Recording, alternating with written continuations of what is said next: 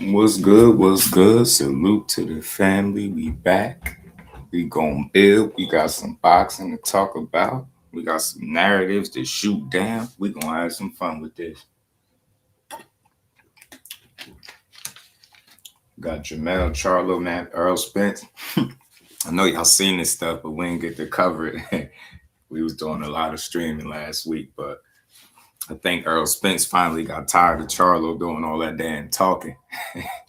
he finally got tired of it, man. I'm glad he spoke up. I'm not gonna lie to you, man. I know everybody feels differently about some of the stuff that he said, but I think what Earl Spence was saying was, I understood it. I got where it was coming from. That's the dude that his nickname is the truth, right? His nickname is the truth, and I think that's the only thing that he's displayed to us as boxing fans, as as observers, right? He stayed true to his name. He's been the truth. Losing one fight to the best fighter in the world don't change that, right? Um, he's been loyal to the people that he's been loyal to. I've never heard him come out and speak ill on any fighter, right? I've never heard him do that. I never heard him come out and have anything bad to say, particularly about Charlo, and that's why you know the energy with Charlo is really surprising to me, because kind of seemingly came out of nowhere if you think about it, right? Errol Spence, like they asked him, and we gonna cover all the clips, and we got a bunch of stuff we gonna get to, but they asked him like, did y'all have some type of falling out or something like that? And Errol was like, no, we ain't had no falling out, but he spoke his truth, man. And he said, just to be blunt, man, he said, man, this dude always been jealous of me. You know what I'm saying? He talked about how Jermell Charlo ain't got no fight, and he do. He talked about how, the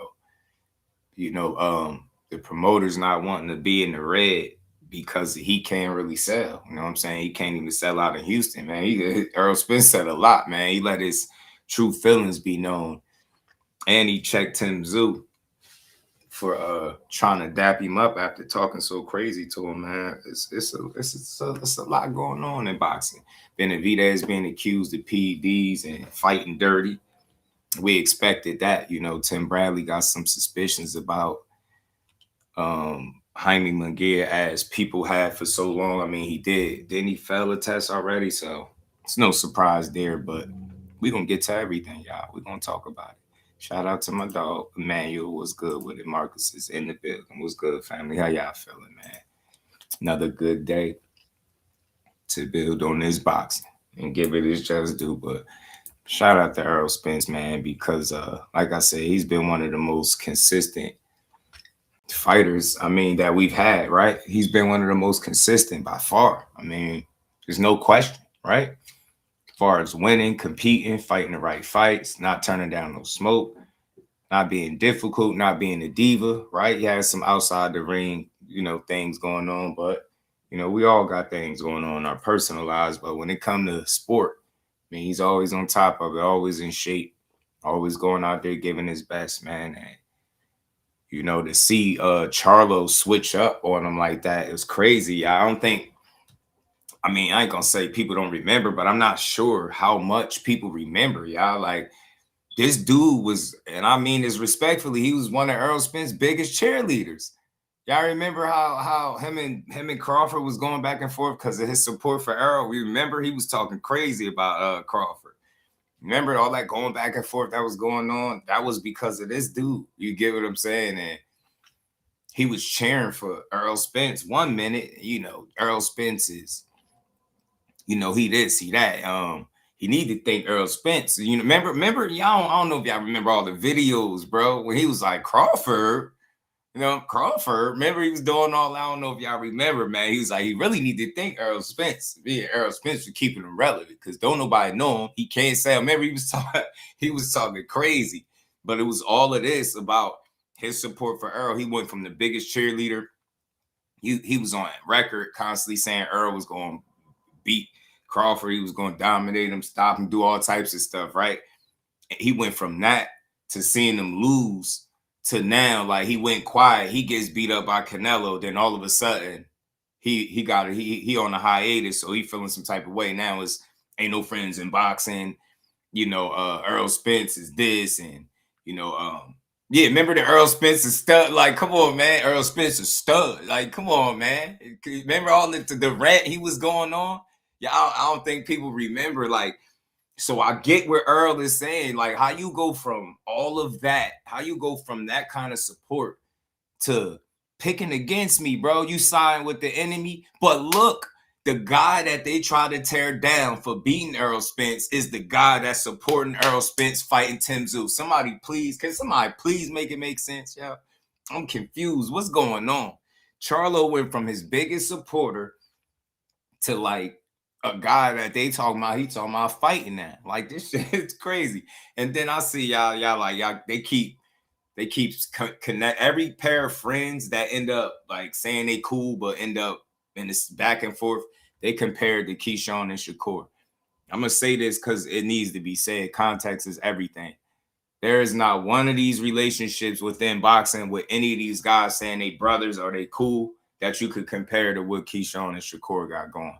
These dudes ain't broke bread with each other. They families don't know each other. They ain't slept up under the same roof. These dudes ain't helped get careers started. It's just not the same. You get what I'm saying? Errol Spence had his whole career established before Charlo came over there with him. What we talking about? So, yeah, you could say he your brother all you want, but you didn't start with him. He came over into your camp, and then it didn't last, and then he left and started talking crazy. Get what I'm saying? It's wild, but we're going to get to it. Damon, what's good with a hen dog in the building? Big dog, really appreciate the love as always, man. He said, wow, people hating on Benavidez for no reason. I think it's typical boxing behavior, big dog. Whenever we see somebody super successful, we got to question it. We can't just look at it for what it is and give credit where it's due. We got to find a way to say, yeah, well, he cheated it. Yeah, he's on PEDS. How he throw so many punches? Why is he so fast? Don't try that now, bro, because I told y'all this. I told y'all he a maniac. I told you he fight like he got 3 lungs. People ain't want to believe me until he put on that display and punched Zordo Ramirez into submission somewhere. Now they out here hating on him, man. But y'all know over here at Just Do Boxing, we ain't going for that hate. Damn, yeah, he definitely called him a stud. At least how you feeling?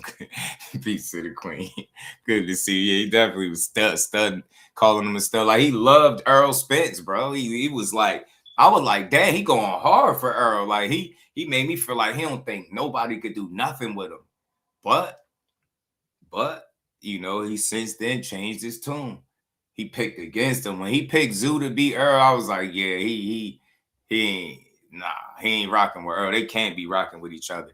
You know what I'm saying? Because even if you felt that, you wouldn't have said it, right? You'd have still said, I'm rocking with my boy, right? And crazy that you switched up on him. But like I said, man, you kept poking the bear, and Errol Spence finally responded. And I love everything he said. I ain't going to lie to you because you was asking for it. They can see Benavidez' elbow, but not the floppy gloves, Fury floppy gloves. Hey, hen dog, make it make sense, family. Like, how? You know what I'm saying? You know what I'm saying? 1 + 1 is 2, right? You know what I'm saying? Except when it comes to Tyson Fury and them damn gloves, man. But we're going to get to this, man. And I like the way he treated Tim Tszyu, too, man. I loved it. He walked past Tim Tszyu, tried to dap him up. Earl was like, nah, G, he ain't shaking your hand. You've been talking crazy. You've been talking about retiring me, knocking me out, and all this stuff, man. Nah, Earl wasn't going. Big Fish said, nah, bro, I ain't shaking your damn hand, G. I ain't shaking your hand. I love it, man. I love it. But yeah, we're going to get to that Benavidez talk too. It's always a lot to talk about, y'all. We're going to get to all of it. And you got Terrence Bud Crawford out of all the people supporting EJ. I thought he wasn't relatable, man. So much stuff that like these people just be pushing, man. It's ridiculous, man. It is ridiculous. And we got to get to that it's another what is it? Eddie Hearn, this interview where he was talking about basically in a nutshell, what Errol Spence said made a lot of sense if you listen to what Eddie Hearn said a few days ago in that interview over there on YSM, man. You know I'm the clip king, got all of it. Unjust to me because I mean I guess he looked at me as like he looked at me as like I guess PBC Golden Boy or something and all this and that. So I mean he been jealous of me, but I mean the proof is in the pudding. It's the reason why. It's the reason why he hasn't had a fight yet, and it's the reason why I can say, "Hey, I want to fight," and then I have a fight tomorrow. That You know what I'm shit hurt. saying? I mean, people tired of goddamn, giving him fights, and then you get in the red because he fighting and he ain't got any fans. Like, where can Jermell fight at and sell out? Can fighting in Houston and sell out? Like, so where is he fighting at? Like, he mad at me, but we might handle that in the future. Did you feel that in the gym or something? It sounded like Yeah. I mean, I felt a little bit in the gym, but trying to be solid, man. Most times you can't be solid all the time. You gotta, listen to your intuition and not mess with people how you mess with people. But that's just my character. Trying to keep it solid, trying to be rich, trying to be thorough. Champions collide. He said a lot right here. I don't care what you say. He packed Mel up in 1 minute. He packed Mel up in 60 seconds. And I'm only laughing at this because I'm big on loyalty, y'all. I promise y'all, I'm really, really big on loyalty. Like, especially at this age, at this stage of my life, like I value it on every level. I love to see it on display in every way, shape, or form. When I see two people that say they rock with each other and they show it through their actions, I'm gonna always be in support of that. And you know what I'm saying? Like the way I see Shakur and Keyshawn do, you don't see none of this. You don't see Keyshawn somewhere in the media taking shots at Shakur for no reason or vice versa. You don't see them dudes doing that. So for people to keep making the comparisons, oh, there's no friends in boxing. This is why it's no friends in boxing, because you got, and respect to Jermell, but you got people like that'll be with you today. Like, because at the end of the day, let me find out that you supported Errol as long as he was winning. When he was up against Crawford, it was like you and him against the world. I would have thought Errol was your other brother. You get what I'm saying? The way you was treating him. You was beefing with your own brother, but cool with Errol Spence in the locker room, dapping him up, pumping him up, cheering him on. You get what I'm saying? Crawford talked crazy to you after he beat Errol Spence because of all the stuff you was doing. And then for you to 180 on him after he lost, nasty work. No fallout, no nothing. You came to train with him. Remember this. You was over there with Ronnie Shields, you and your brother. You came over to Derrick James to train with him. And he and then Derrick James had you talking about you a knockout artist. You get what I'm saying? Like that's what he say. He trying to keep it solid. Yo, this dude, you know how boxers get nicknames and you be like, how you get that? I don't really know how he got that. Right? I wonder where he got that one from, right? But this man nickname being the truth, we understand exactly why this is his name. Yo, I've never seen like flaw where Errol Spence. I ain't saying he perfect. I'm just saying the way he handles boxing and answers questions. He don't do a whole lot of double talking and he don't tear nobody down. He honest when he speak, right? He really is the truth. He the truth, real life, inside and outside the ring. I truly believe it, bro. Like he is exactly the kind of mentality I think you need in boxing, man. Just real people, man. I'm pretty sure he greeted you with open arms, bro, and welcomed you with open arms into the gym, into the camp with him, Derrick James. Look at how they took you on, and it was almost like, you get what I'm saying? People couldn't wait to see you. You being with Errol Spence and Derrick James shed an extra light on you. Truth be told, it shed an extra light on you. You made it to be undisputed under the tutelage of who?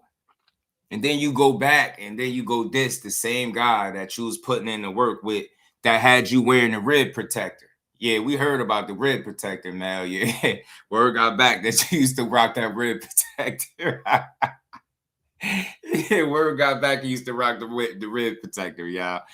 Say EJ used to barbecuing them ribs. You know what I'm saying? Barbecue ribs. So they can see.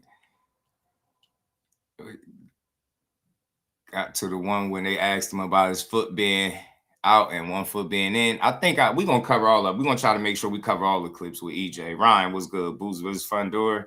Got to get through Zayas first. I mean, Jermell should fight Plant. Mark, peace to my guy. What's good with it, family? How you feeling? Shout out to you. Mike Mazzy, my guy. What's good, Mike? How you feeling, bro? Team GTD's in here. Okay, let's see. I'm watching your ass, though. Twins do too much talking. I don't know.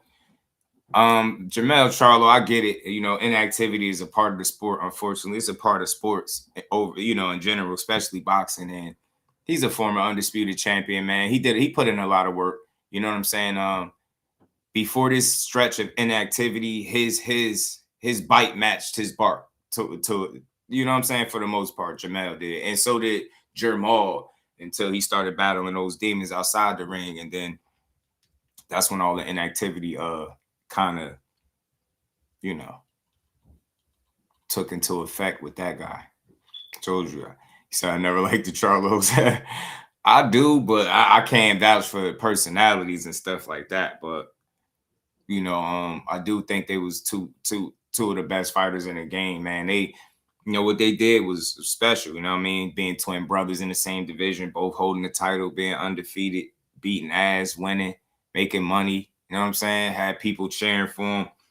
They had something really going on with the Lions only thing, but I think they're divisive. I think that divisive energy ultimately killed any team, you know what I mean, perspective that people had of them.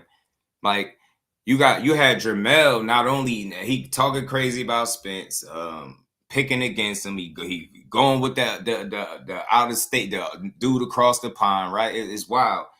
He outing his brother, talking about his brother was on psychedelics and doing all types of stuff, talking about his brother having pool parties with kids. Like, we gonna go over that too, because I owe that to y'all. I didn't finish reacting to the Jermell Charlo Brian Custer interview, because that's where he said some of the stuff at too in that interview. But dude just seemed like he just took a loss to Canelo and took out his frustrations with his inactivity and his career stalling with Errol Spence. But Errol made a great point. Look, as soon as he stepped back out and said he really ready, he got to fight. And I said this a while before. I said, yo, once he get that situation with him and Derek James, and he probably take some time off, find him another trainer. When he say he ready, he gonna come back. And that's exactly how he did it.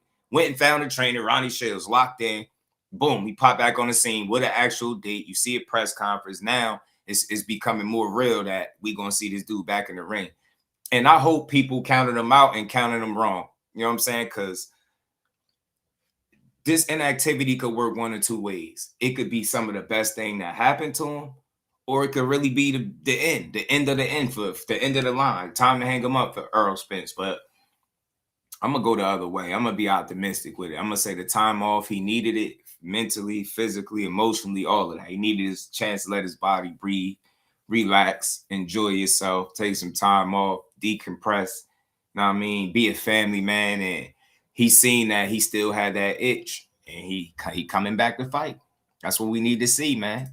Jermell retired Brian Castano. Seemed like it, right? That dude overweight last time I seen him. He was kind of big. Plant slapped Charlo. Yeah. Jermall. That's the fight that needed to happen as far as Plant, not Jermell. Jermell got smoke at 54. But I'm going to play this clip again because I like it. And we're going to keep rocking. It's a lot of little stuff we're going to get to, man. You just gotta give Errol Spence more credit than I think what people are giving him. And you know, Errol Spence, although he got dominated by Crawford and it was a one-sided loss, he damn sure didn't go out leaving the people felt like he gave up. Charlo, the last time people seen you in the ring, and I'll be the one making the argument that you didn't give up. People felt like you quit against Canelo. So I don't think the fans were going to take too kindly him talking about Errol Spence the way he was doing. Like, I think this dude still got a fan base. People really still happy to see him. It's good to see that it's some loyalty in boxing, and Errol Spence is an example of that because his people still rock with him. KJ do too much. He said, I want to see Errol versus Fundora. Shit, we almost seen that off a layoff too. Could you imagine that, KJ? Imagine if he got that off a layoff, bro. Man, that would have been a tough fight. Tough fight.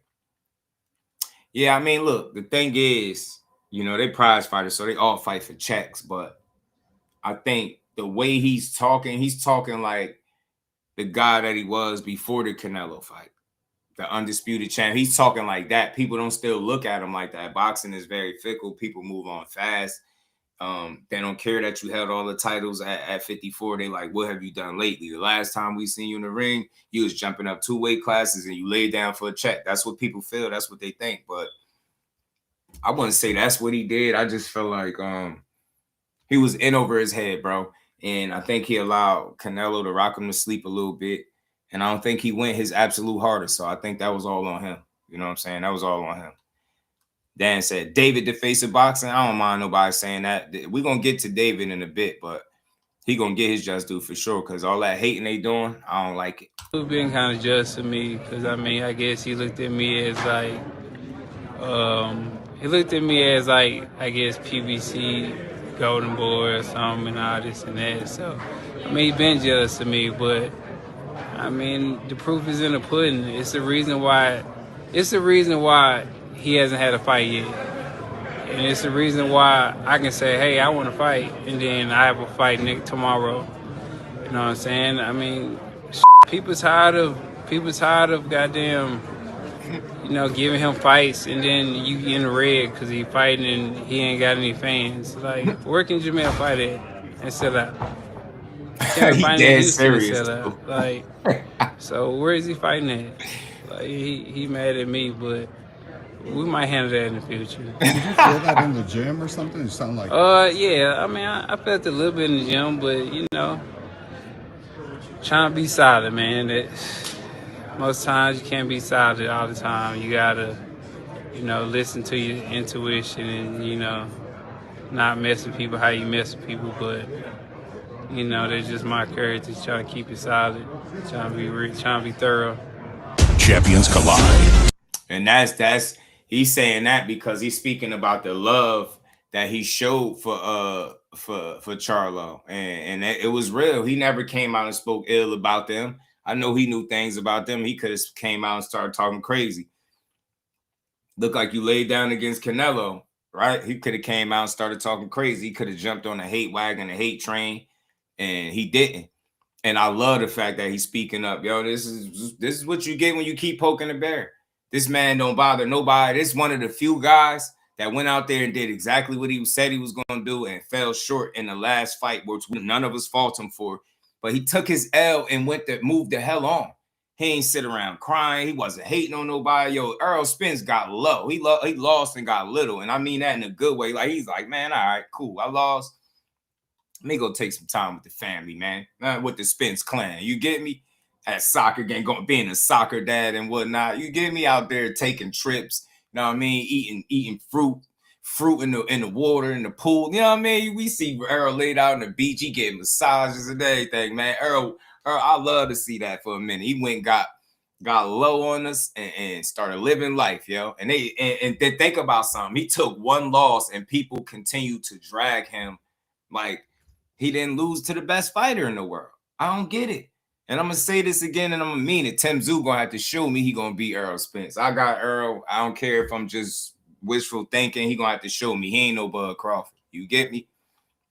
But the way people tore this man down, that's why I hope he succeed. I hope he stopped Tim Tszyu. I really do. Or I hope he beat him down, either one. And I don't mean that in a bad way. Like, I hope he kick his ass, yo. For real. Because Tim Tszyu was talking crazy, talking about retiring him and all that. Thrillhead was good with it. We fight all night, my guy. Fucking GOAT was good. Bud came from welterweight. That David fight not even realistic. Shit, not even Ivan. He came from lightweight. Bud came from 135. Crush was good with it, yo. How you feeling, my guy? Earl didn't want the Fundora smoke. Nah, that ain't true. That's the guy that they slated him to fight. It ain't true that Earl didn't want it. Earl just couldn't get back in the ring because he had other stuff going on. You know what I'm saying? Earl ain't no guy that do no ducking. You think of the ring putting NUA pound for pound number one?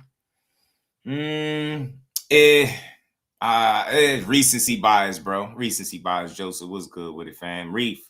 Anyway, beat the higher ranked opponent over Usyk and Shakur, so I'm not mad at it. Junto, I still don't think he #1 pound for pound though. Mon George was good with homie. He also he didn't. He ain't make no excuse. He took his ass whooping. Remember Lisa took his ass whooping and shook his son hand and said, "Hey man, we gotta do it again, gang." You get me? Remember that clip where he shook his son hand? Like, hey man, we gotta do it again, gang. Like I was like, man, Earl is a real one, bro. No, I will tolerate no Errol Spence slander, bro. And he put Mel in his place, man. Look, I think he did. He said everything they needed to say in 60 seconds. Ethered Mel in 60, bro. You know what I mean? They tired of being in the red for you, Mel. And I heard this for a while. Just didn't think it was true, but yeah, man. You're not the biggest ticket seller. You know what I'm saying? And when you ask for so much money, yeah, you're not gonna see him. So when people say too much talking and not enough fighting, that's why, because guys are asking for unrealistic purses after losses. You get what I'm saying? Like they're asking for money that people are unwilling to pay them. Now, again, you notice if you really that draw and people won't get a return on the investment, you typically get the money that you seeking. But for all these guys, y'all, when y'all see them dudes on the sideline talking about how much money they want and you got to pay me this much to fight that guy, that's why you don't see those fights, because a lot of those dudes they negotiating in public where you could where we can't help them, and they don't generate the revenue to justify the purse that they asking for. And you're gonna hear that in the clip with Eddie Hearn too. So that's what Earl was saying, like, yo, people have been in the red, just look it up. Where could he sell out at? Get what I'm saying? Like, he's saying some real stuff. And think about it, they from Houston. Not here, they not like they not loved like you would think, like how Dallas love Earl, Texas, and all that. They love Spence. It's not like that for the Charlos in Houston where they at, right? It's not like that. So he got a point, man. He make a good point. Get what I'm saying? Make a good point. These dudes can't do what he do. I'm saying they can't generate the interest that he generate, none of that. And you seeing it play out now. He popped back up. That's probably why, and that's where he get off saying he always was jealous, because it's like you can't go from being a fan the way Mel Charlo was showing himself to be a fan, and then all of a sudden you just like, I don't, because ain't nothing changed, ain't that much ain't changed, bro.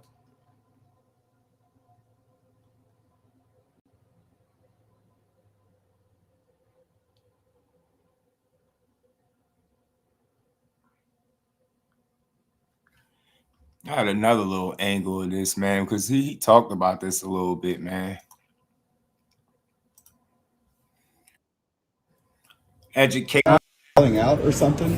Nah, we didn't really have falling out. I mean, dude been kind of, I would say, jealous of me. Dude been kind of jealous of me because, I mean, I guess he looked at me as like,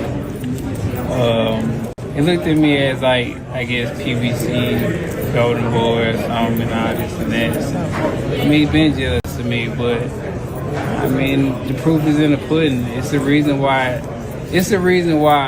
he hasn't had a fight yet. And it's the reason why I can say, hey, I want to fight. And then I have a fight tomorrow. That shit stinks. You know what I'm saying? I mean, shit, people's tired of goddamn, giving him fights, and then you get in the red because he's fighting and he ain't got any fans. Like, where can Jermell fight at? That's crazy. Can't fight in Houston and sell out. Like, not fighting in Houston and sell out is crazy, bro. I mean, I'm all right. I mean, I have my speech now. I mean, my speech always been kind of slurred with these two right here because they're not spaced out, so air can't even come through there. So when I say my S's, it's like because there's no air can come through here. You know what I'm saying? So that's just from the car accident, things like that. So, I mean, I appreciate everybody though with their concerns and things like that. I have my concerns too, and they right to have those concerns, and I appreciate it. Thank you. Last question, because of who you are and the openings at 154 and 160, have you already kind of like mapped out what you want to do, or is it strictly going to be like a one fight at a time decision making process? I mean, it's one fight at a time. One fight at a time. I'm not really mapping out anything. I'm just just going with the flow and just enjoying the whole process of things. And just like I said, all this will be gone one day, so you gotta live in the moment and enjoy the process. So I'm just enjoying the process in the moment right now. How good does it feel to be back? It feels real good to be back. I mean, I don't really care to do these many interviews and things. Champions collide. Yeah, yo, the no fans part sting, Lisa. Shout out to the homie Z. 704 was good with it. Yeah, man, he still supporting Spence. Blunt Sports, my dog. Was good, homie. How you feeling, yo? I'm telling you, that no fans one stung, Lisa. Said, man, they tired of being in the red, man. They giving you fights. And, you know, in the red because you can't sell, though. I mean, you can't. What could your man fight right now and sell? He said he can't even sell out of Houston. And he's saying it's so serious, like he ain't selling it, like he dead ass, bro. He dead ass, man. This shit crazy. Dude, dead serious, bro. He straight face. Like, yeah, man, this dude been hating on me the whole time, man. So look, look again, man. I think Errol speaking some truth, and well, I'm gonna play the clip from what's his name? What's dude name? Eddie Hearn. Errol and Bud made they negotiate in public. The fight still happened. It was great publicity. Nah, but see, the difference is some of that stuff went public, but that was the first time. The second time around, and you notice it didn't happen. They was doing all that back and forth the first time. That was before Avanesian fight. Then that shit stopped. He walked away when he made the Avanesian fight, then came back. The second time it got a little bit into the public, but you knew that the intent was really behind that fight being made. That's why we still got it. That's the big difference right there. Dudes was not only doing it for social media, they was behind the scenes making the actual phone calls. Like Errol and Bud was getting on the phone with each other, whereas most times you see the negotiations play out or things play out publicly, it don't happen. Why? Because the people that's involved in the fight on both sides are not actively behind the scenes, you know, getting on the phone with each other to iron out the details. Spence and Crawford did. They made sure of it. So I think that's the big difference in making sure that fight got put over the, you know what I mean? Got done and finished. Motown, what it do, homie? Joe, was good with it, fam? Shot got a headliner in Houston before either Charlo. I'm telling you, hey, that might tell you something right there, Reef. That might really tell you something. I mean, I appreciate it. So, I mean, Errol just being, he keeping it honest as he always is. He had some real stuff to say, man. That's after all of that picking against them, and I don't know, man. I would be a little embarrassed if I'm Charlo, because there's no way I could support somebody the way I was supporting Errol and then just start talking crazy and everybody's supposed to act like it's just regular. Like that's just crazy to me. It's just crazy to me how he did that. The switch up was wild. Like he really did a 180 on the man.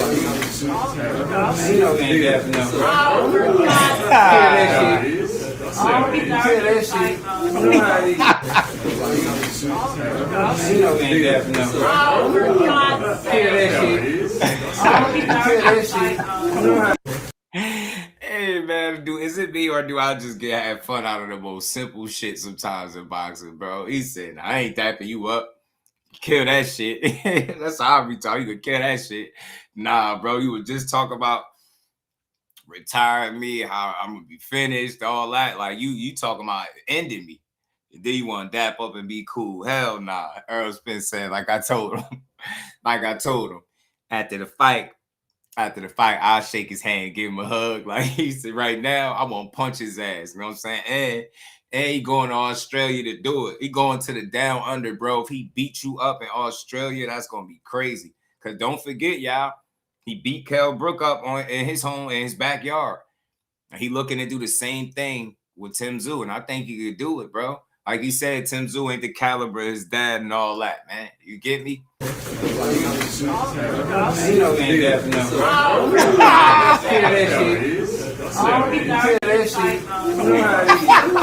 Ronnie smiling. Look at Ronnie. Ronnie laughs like, yeah, EJ. Ronnie said no more. Ronnie said he ain't dapping you up. We ain't dapping you up. They ain't shaking your hand either, Timothy. You know what I'm saying? Timothy Zoo. At that point, his name is no longer Tim. It's Timothy. You gotta call by his whole name, Timothy Zoo. Oh man, valid for sure. Manny TV, what's good, homie? How you feeling?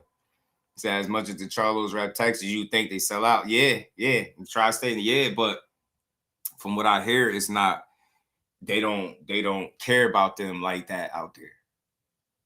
I'm dead serious, yo. It's a couple fighters that'll tell you that. Like some of these fighters, for certain fighters don't like him. Quentin Randall, one of them, he don't care about the Charlos.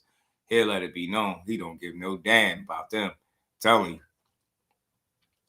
He don't care, bro. But nah, last time, y'all, this was funny, though. I just like Errol Spence. He used my line. You can kill that shit. You can kill that shit. Errol said, you can kill that shit. Try to shake hands. You know he ain't dapping them. Kill that shit. Kill that shit. You know how it is. That's how it is. Come on, don't start.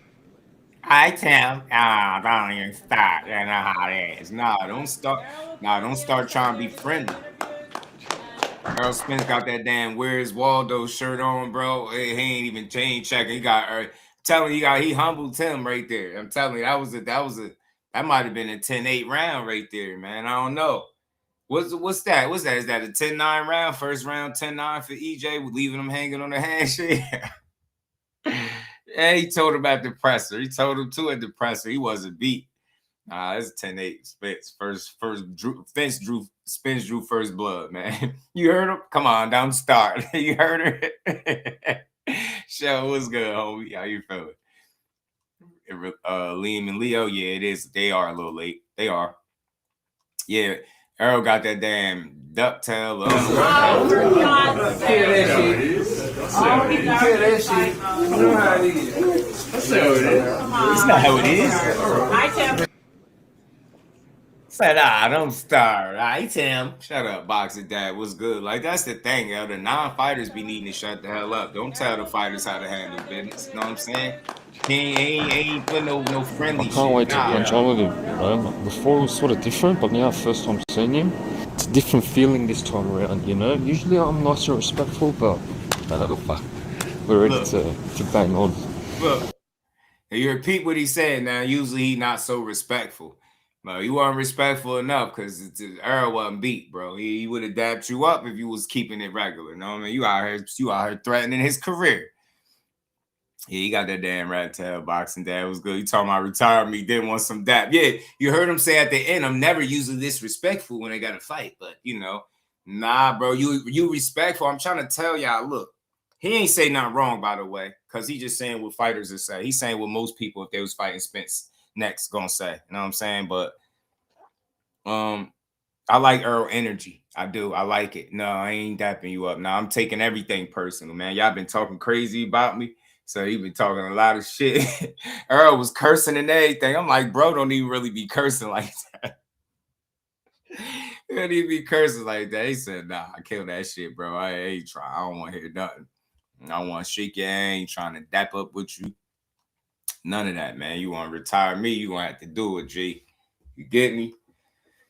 Let's see if he performs like I hope he do. I know people counting him out because that's what we conditioned to do. You see somebody lose, you're like, retire. Don't come back. Spend your money. Shit, that time off could have did him some good, man. I like his energy. And look, if he loses again, it ain't the end of the world. He still got one of the most successful careers. I think it'll be the icing to be on the cake, the writing to be on the wall if he do go out there and lose and can't perform. But I think he can, bro. Catch weight 158, man. Beat Tim Zoo ass. This ain't no Crawford, bro. I don't give a damn. This ain't Crawford. Yeah, he come forward and he throw punches. He been knocked out twice. He been beat 3 times. Get what I'm saying? He like hole poked in his head, all types of shit. Errol beat his ass, man. You know what I'm saying? Errol gonna have him fighting demons. I hope. Go to his body, beat his ass, and punch on him. I would love to see him get a stoppage. I ain't gonna lie. About to see Jamaican Errol. He need to come in. Hey, man, he need to come in with I'm telling you, Jamaican colored trunks, bro. You know what I'm saying? You need to come in with the Jamaica colors this trip. You know what I'm saying? Beat Tim Zoo ass. Spence going to retire Tim Zoo. I know Timmy a tough guy, but I don't know how many losses he going to stick around for. I know he got 3. and 2 of them is knockouts. And both times where he got knocked out, he got blitzed. He got his ass kicked. So we gonna see. But I love that energy, man. Spencer's like, nah, I ain't really cool with bruh. You know what I'm saying? We ain't really got dapping it up. Yeah, if he loses time to I think it'll be time to. But at least we'll get the answers to it, you know? At least we'll get the answers to it. We'll get the answers to the question that we want if he done or not. You know what I'm saying? Your old stalemate, Jermell Charlo, he called you out earlier in the year. Is that a fight that would interest you? And is there any truth to the rumor that he used to wear a rib protector in sparring when you guys would get working together? All right. Let him answer that question. You know he used to wear that rib protector. He said, "Yeah, is that a fight you would be interested in? And is it any truth that he used to wear the rib protector?" Earl said, "Man, let him answer that question. He know he used to wear that rib protector." That's why he talking crazy, because you used to be out there wearing that rib protector, bro. I should have known, bro. I remember I always said this. I said if any of those three would fight out of those three, it would be Charlo, it would be Jermell, and Spence. It won't be Maul, because Maul, he got something positive to say about Maul. Think about it. He with Ronnie. He with Ronnie Shields. Who Ronnie Shields trained? Jermell Charlo. I knew they would never have an issue. It would always be the younger brother, man, because his ass, he come off like he bipolar sometimes. I ain't gonna lie. Favorite G's locked and loaded. Peace, family. How y'all feeling? Your old stalemate, Jermell Charlo, he called you out earlier in the year. Is that a fight that would interest you? And is there any truth to the rumor that he used to wear a rib protector in sparring when you guys would get working together? All right. Let him answer that question. You know he used to wear that rib protector. This is just like. Let him answer that question. You know he used to wear that rib protector. Errol been quiet for too long. He told him to let him answer the question and then proceeded to calmly answer the question. He said, I'm going to let him answer that question. He know he used to wear that rib protector. Man, that sparring sessions. Remember they was the only ones that had sparring leak a little bit. It was Mel and Spence. And remember the interview way back in the day when Jermell was like, man, I knock out all southpaws. Earl was like, not me. You ain't knocked me out. It was not you. Y'all remember all of that? All the signs was always there that they could fight. All it took was the right kind of situation or conversation. And fortunately for Charlo, all it took was to see Earl lose. Now it's easy to pick people to beat him. Remember how for sure he was that it was no way Spence was losing to Crawford? Then when he lost, he done 180 on my boy, man. He done picked Tim Kazoo, the same dude. Remember he was calling him Tim Kazoo? He done picked against him now, bro. Mel ass bogus, man. Mel ass. Hey, Mel, if y'all fought for real, you won't be able to wear no rib protector. I'm just trying to say, I'm just saying. Jordan, my dog, don't work too hard on him, my guy. Said a reporter gonna get himself cussed out if he asks Mel that shit. I wouldn't even care. I wouldn't even care. Cause these fighters be needing to be humble sometimes. And he I usually I like the Mel go off. I like him talking crazy in the camera and all that, but I don't like the 180 on Spence. You get what I'm saying? You went from his biggest cheerleader. Remember, you was literally, people was calling you his cheerleader. Literally, Crawford was going in on you because you was super supportive. You was like no way he gonna destroy Crawford. Like that's how you was talking. And then he lost, and it's like, yeah, man, Tim Tszyu gonna beat Spence. Yeah, I got Tim Tszyu. You know what I'm saying? I gotta play that. We gonna get to that too, though. But man, I'm gonna get to the clip though, man, with Eddie Hearn, so you can see what he's saying. Don't work too hard, my guy, Jordan. Know how it be, man. Let's hear what Eddie had to say. So look. Big Drop Dre. Happy Monday. Shout out to the homie, man. How you feeling? Y'all hit that like button, sub to the channel, support the grind. And we're going to get to this, man. Let's see what Eddie had to say now. Y'all remember Errol Spence just said, man, people tired of giving you fights, ending up in the red because you can't sell and things like that. Now, you heard that side. Now, listen to what Eddie Hearn says in this clip right here. For him, Like 47 ship and sell. Watch what well, he's with Zuffa now, so it doesn't really matter. So, but if you're going to go to 47 and fight for Zuffa, which one? Blunt? You said who said that? Wow, which one? Spence. I know you just heard the Spence clips I was playing when he was talking about Charlo. Said people tired of giving him fights and he being in the red. Where could he sell out at? He don't even sell out in Houston. Said dude always been jealous of him. That's what Spence was saying. Said they ain't never even had no fallout. He said he just tried to keep it solid with him. And he said, you know, he usually follows his intuition, but try to be solid with Charlo. Think about it. Charlo came after already having mad fights with Ronnie Shields, and then he came over there with I forget how many. He had what, 20 or more, over more than 20 fights, I believe. Oh yeah, Charlo picked Tim Tszyu. Yeah, he picked Tim Tszyu. Charlo's one of the best fighters in the world with an iron chin. It's a 50-50 fight. To me, J Bean was good with it. I would like to see it. I ain't gonna lie. Hey, J Bean, tell him he can't wear that rib protector for the fight. Charlo said Tim would beat Spence. Yeah. He picked against him. I'm gonna get to that Brian Custer interview, man. We're gonna cover all this, man. But you've also got to look after, you know, if he's getting the good money, good luck to him. You know, but I just, you know, everyone's different. Again, I'm not just saying it because he's our guy, but speak to Boots about how he feels about the belts and all that kind of stuff. He's like, if there's any chance of me getting stripped or not winning a belt, fuck that. I need the belts. That's how I'm going to show I'm great. You can't show you're great by fighting in a shed for a Zuffa belt. Fighting in the shed. Fighting in the shed for a Zuffa belt is diabolical, yo. Eddie be taking those little subtle shots at Zuffa like that. Can't make any money fighting in the shed for the Zuffa belt. You can't show you're great by fighting in a shed for a Zuffa belt. Yo, got no love for the Zuffa title. Yeah, but that's what you want. Guys that aren't afraid of the O, that are willing to show how great. Like, trust me when I say this place will be electric on June 27th. It'll be a massive fight. Whoever wins comes out as a superstar. Whoever loses comes out as a big star. Can you give me your random thoughts on They had the Puerto Rico days. How do we end up in Brooklyn as opposed to MSG, where we used to see in Matchroom, we're used to seeing Top Rank? So how do we go from Puerto Rico and end up at the Barclays Center in Brooklyn, New York? Well, firstly, I think there's a lot of Puerto Ricans in Brooklyn. MSG wasn't available on any date in June, so you know, and I like this place. I mean, don't forget, this place has staged some massive fights over the years. It's always a good crowd. Even when I came here for Dalton Smith against Super Real Madrid. That's because he sold more. It was quite a small show. It's just business at the end of the day. It might have seemed like he was treated better, but it's a business thing. Like, he's better for business, Errol Spence. More of a draw. You know what I mean? Genuine, loyal fans. Like, you had people switched up on him. All boxers do. But overall, I think this fight with Tim Tszyu and it being in Australia could show his drawing power. I think people would travel with Errol Spence. You know what I'm saying? Not everybody, but I think it have some people in attendance over there. I think it'll do some good numbers.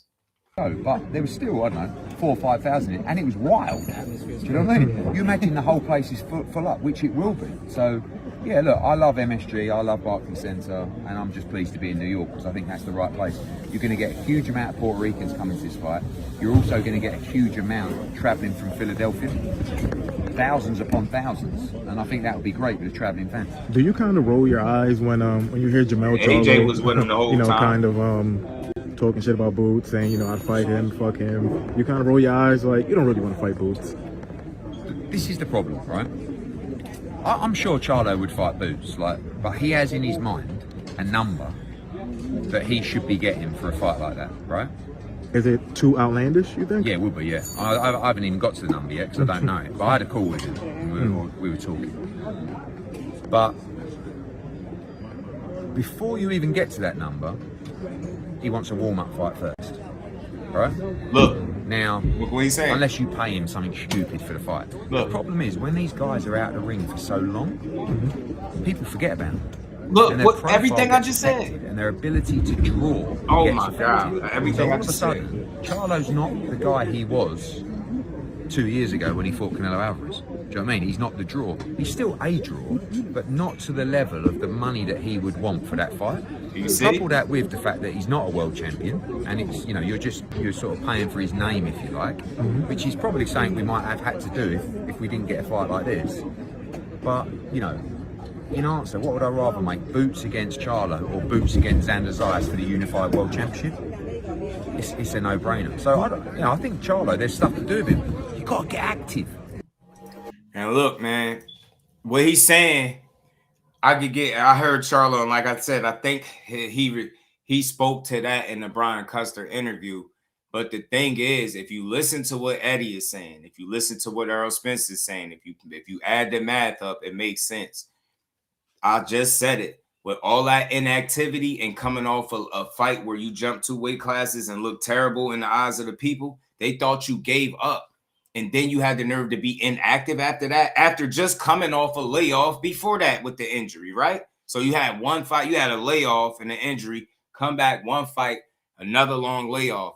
Your buzz is killed. You're not the same undisputed 154 guy. Remember, challenging Canelo, you were stripped of your belt as soon as you got in the ring, right? So it's you out of sight, out of mind. You ain't been here lately. People ain't thinking about you right now. Think about it. Look how they're talking about him when he come back. Now he's talking, right? He back talking and, oh, it's Errol Spence this, and I'll fight Boots, and F Fundora, and F Boots, F them all, and I'll beat them all, and don't nobody take it serious because they're like, bro, you just barking from the sideline. And hey, look, he a real one, and I think he'll fight all the guys he mentioned. But again, his problem is going to be what Eddie Hearn is saying. The money that dudes be asking for after being inactive. And don't tell me he ain't asking for no money now. He could say, Charlo could say Eddie Hearn lying, but we all heard him say something about like 10 million or whatever it was for the Boots fight. We heard him say that. We heard him say that. Like, he clearly said that. The thing is, it's after he fought Canelo, now he thinking his pay scale done went up, but in reality, it hasn't because you didn't win the fight. You get what I'm saying? You didn't win the fight. You didn't win the fight. Hold on, man. And he in his mid-30s, right? He's like barely threw punches, fought soft, and been out damn near 3 years. So I'm saying, bro, yeah, Bam as well. Bam is another one I've been on board for a minute. Bam, AJ. So he got a few. He got a few. Frequent was good with it, Flyer. So look, like I said, it's accurate. It's accurate. Think about it. You go fight Canelo, you get paid a certain amount. Now you start hearing about bogus ass $10 million demands to fight Boots, but with no belts on the line because you used to have all the belts because nobody beat you in the actual ring for the belts. None of that stuff matters. Charlo got to get in where he fit in respectfully. Maybe he did or didn't discuss numbers with Eddie Hearn, but it's not hard to figure out. What else will keep these dudes out the ring? What else gonna keep these dudes out the ring? It's business, it be politics, and it be them sometimes getting in their own way because everybody got this, I don't know, ideal of what their market value is, and I just don't feel like that be the case. You fought Canelo is why you got paid that kind of money. You're not gonna get that shit the same. You're not gonna get Canelo money to fight Boots. That's first things first. So I do think these guys are sitting around asking for more money than the promoters are obviously willing to pay. And listen to what he's saying. Maybe if we didn't get this fight with Zayas, maybe we would have had to pay for his name. But he don't have the same buzz that he did when he was winning. It don't hit the same. Your name is bad. Think about it. You was coming off injury and a layoff. People wasn't seeing you. Then when you came back, you had a love handle and fought at 68. People thought you laid down. Then you went into hiding conveniently after you made all that money. Then you said something about 10 million for fighting Boots. That shit is not going to happen. You threw that out there. So one of them interviews you spoke, or did he post it? I remember specifically him speaking about money. And I was like, that's not going to happen. So these dudes can say what they want. It's a reason why they not in the ring. It's a couple of things. And it's money. The money they be asking for. Howard, shout out to my guys. The money they be asking for mixed with the fact that these dudes are not the draw that they think they are. Like, think about it. The interview ain't never answered that question of what Errol Spence said, right? Errol Spence said, where could he go and sell at? You can't even sell in Houston. Like, he's saying some real shit. So add that in with the fact that he asked for millions of dollars to get back in the ring. You know they ain't getting in there for nothing small. He ain't gonna do it. And that shit gonna keep him out the ring. Either he gonna have to play ball or be realistic. You know what I'm saying? Or take his ball and stay his ass home. But ain't nobody paying him no super exorbitant amount to fight. It's not gonna happen. A number that was upon thousands, and I think that would be great with the traveling fans. Do you kind of roll your eyes when you hear Jermell Charlo, kind of talking shit about Boots, saying, I'd fight him, fuck him. You kind of roll your eyes like you don't really want to fight Boots. this is the problem, right? I'm sure Charlo would fight Boots, but he has in his mind a number that he should be getting for a fight like that, right? Is it too outlandish, you think? Yeah, it would be, yeah. I haven't even got to the number yet because I don't know it. But I had a call with him and we were talking. But before you even get to that number, he wants a warm-up fight first, right? Now, unless you pay him something stupid for the fight. The problem is when these guys are out of the ring for so long, people forget about them. And their profile gets affected and their ability to draw gets affected. So all of a sudden, Charlo's not the guy he was 2 years ago when he fought Canelo Alvarez. Do you know what I mean? He's not the draw. He's still a draw, but not to the level of the money that he would want for that fight. Couple that with the fact that he's not a world champion, and it's, you know, you're sort of paying for his name, if you like. See? Which is probably something we might have had to do if we didn't get a fight like this. But, you know, in answer, what would I rather make? Boots against Charlo or Boots against Xander Zayas for the unified world championship? It's a no-brainer. It's a no-brainer. So I don't no-brainer. Charlo, there's stuff to do with him. You gotta get active. Told you, gotta get active. That's the problem. They going off of, oh, well, I fought Canelo. I made this much. And yeah, I just looked it up. Yeah, he definitely asked for, he said 10 million to fight Boots. 10 million. But then they'll say, he ain't asked for no money. He probably didn't. But once you throw that out there, come on, man. And that would be a non-title fight again with you coming off a layoff, but add a loss to it. A disappointing loss. You get what I'm saying? A disappointing loss. So that's, and you got to listen to what Eddie is saying. I can see if he just dismissive, he's also acknowledging that that might be a situation that we might have had to consider if we didn't make this big fight. Because remember, his promise was Boots gonna be in a big fight next. He gonna get a big fight or a unification or something next. He said it's gonna be a big fight or a title fight. He's gonna fight one of them names. He didn't know at the time, and he was right. So he made true on his promise. Eddie Hearn did, and it's just simple business. Who do you fight? The unified, the current active youngest unified champion in boxing, or do you fight the inactive former undisputed 154-pound champion that ain't fought in a couple years and ain't fought since Canelo and a bad loss? Like who do you make the fight with? Get what I'm saying? That's what he's saying. It's a no-brainer. These dudes do be asking for money that they think they got. Oh, I got paid like this in my last fight, so this is the pay scale where I'm at. Nah, different strokes for different folks. The bag that Canelo bring in is not going to be the same bag nobody else brings in that you're going to fight. Period. It's funny how that number 10 million got thrown out there after he was reported to make around that much money fighting Canelo. You get what I'm saying? It's funny how he came up with the number. Didn't want to get B Norman 2 million, but Barrios is willing to go. I think again, different strokes for different folks, but they did give up more money for Stan Jonas. So I get it, man. I get it. You know what I'm saying? I get it. I mean, I think Eddie just be playing hardball sometimes too. These fighters be ducking, asking for something they know they don't deserve. In a way, they use the business to do it, Howard. They do. Big money was good with it, fam. Let's talk about it. Said Mexican Monster, man. He a dog, man. Mexican Monster is the man. He bring in more money. You might want to fact check that. You might want to fact check that. Just fact check that, bro. You will be surprised. You'll be surprised. I feel like everybody in boxing should be behind David Benavidez unanimously. I really do. I think he's that good. But yeah, he probably don't draw what you would think. Just look it up. Look it up. You'll be surprised. You'll be surprised, yo. You'll be confused a little bit as to what's going on with boxing fans and why they're not 100% behind. Not saying that they're not, but just look it up. Trust me. You'll be amazed at what you find. So look, like I said, John, Charlo got checked, man. And I think the reality is if you trying to get your foot back in the door, you're gonna have to be realistic. Whatever number it is you asking for, I can't tell you what you're worth. Go in there and negotiate it, right? But I do know in this current landscape of boxing, these fighters, they're not going to be able to ask for crazy amounts of money. I don't think, like, nobody's desperate. Like, think about this. once upon a time, Matchroom, the Zone, all that stuff was new, or should I say the Zone app, where they really needed a splash. And I think that Devin Haney was able to reap the benefits of that. I think some fighters early on in the DAZN days was able to reap the benefits of possibly being overpaid. I think Devin Haney was one of them, according to Eddie Hearn, but they're not at that point anymore.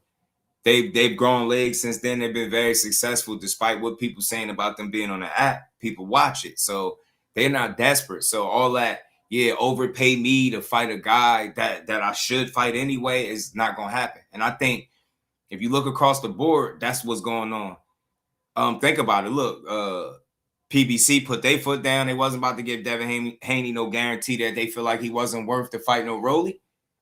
And it's going to be the same thing for Charlo with any of these other dudes. The only way I think those guys can demand or even look forward to making that kind of money is on a ring card. That's what it seemed like. And it has to be a fight that Turki Al-Sheikh himself is interested in. If he's not interested in the fight, forget about it. You can forget about it. You can forget about it. Xander made this fight happen. Could have gave Boots 25% via WBA rules, but he went 60-40 with Jerron. I get that, but I still say both of them made the fight. You know what I'm saying? Because they both was asking for each other. But I get your point. It's understood for sure. But when a guy say what they could have did, like, think about it. You think it would have happened if it had gave Boots 25%? I think that would have killed the fight. So it sound good, but I think he was cool with 60-40 because without those belts, Boots would have been getting a bigger split because he's the bigger name out of the two. You know what I'm saying? Xander is accomplished and he's unified, but he don't sell more tickets, right? We seen Boots sell out in Philly. We ain't never seen Xander sell out. I don't think nowhere. You know what I'm saying? So it's like, they know who the bigger name is. So I get you. I understand it. And he was right. He could have did that. But I think that would have potentially, should I say, in my opinion, ruined the fight. And it would have been stupid. You know what I'm saying? It would have been like trying to really, to me, in my opinion, try to lowball a guy that is worth more than that. So I get it. You know what I'm saying? I like the fact that he didn't go that right, Ryan. And shout out to my dog, Ryan, from the 6, man. He showed us there's no friends in boxing. People think that's not, I don't think that's an example of that. Shout out to Mike Kirkland. You know what I'm saying? I don't think it's that. Do they families know each other? Do they break bread together? Is like, what kind of friends we talking, right? You know what I'm saying? I don't believe they was really all that cool. You get me? They cordial. Like my guy said it. He said it best. They was co-workers, man. Them dudes wasn't breaking together, bread together. They ain't spending the night over each other's houses. That dudes ain't, I'm pretty sure Zordo wasn't in the hospital when his son was born, like, and vice versa, right? I don't think that's the case. You get what I'm saying? So it's level, just like it's levels in boxing, it's levels of loyalty and friendship. All friendships and brotherhood ain't created equal as we see now, right? Because we could have swore before Charlo started going on this rant about Errol Spence, we could have swore that he was one of his biggest supporters / brothers, right? But he showed you all it took was for Earl to lose for him to really tell how he felt about him. That's what it seemed like to me, right? That how real is that for real? That you ain't start your career with Earl, man. You was well established and then came over there with what him and Derrick James had going on over there in Texas. You know what I'm saying? Dallas. And then you know what I mean? Rode the wave, made it to be a unified champ. You split from the camp. Then you started talking crazy about it. And it's still coming up. He wins this fight. Sky's the limit. Absolutely. Absolutely. Absolutely. Absolutely. So shout out to Eddie, man. Eddie been saying some real stuff lately, and it's hard to ignore it. You get what I'm saying? He been letting you know what it is and what it ain't. I think he told the truth with the Devin Haney situation. And I think he's telling the absolute truth right now with Charlo. That is what happens, to my understanding, and this ain't me guessing, speaking to somebody speak to the PBC representatives. That's one of the reasons why the guys don't be getting in the ring like that.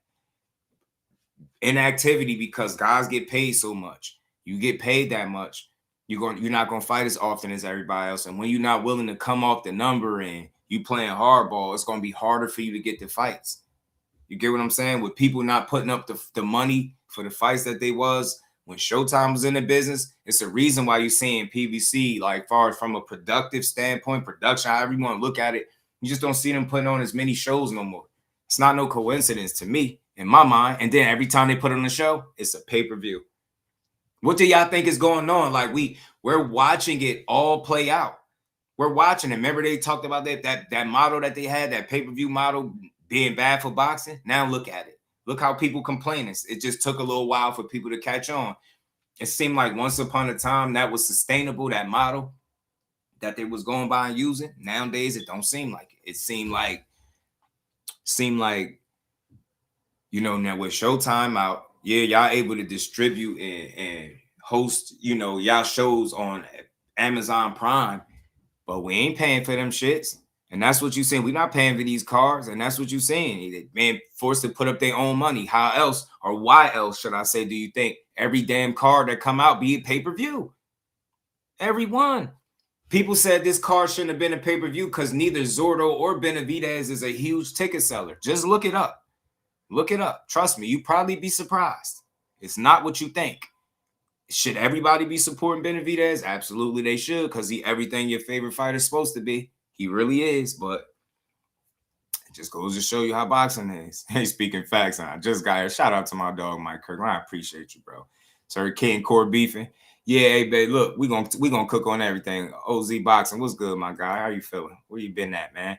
Just heard King Core beefing. Yeah, man, look, I'm gonna tell you right now, man. I'm willing to call Capri. Look, I told y'all, hey, big money, real quick, and I'm gonna get back to this. We knew this was coming.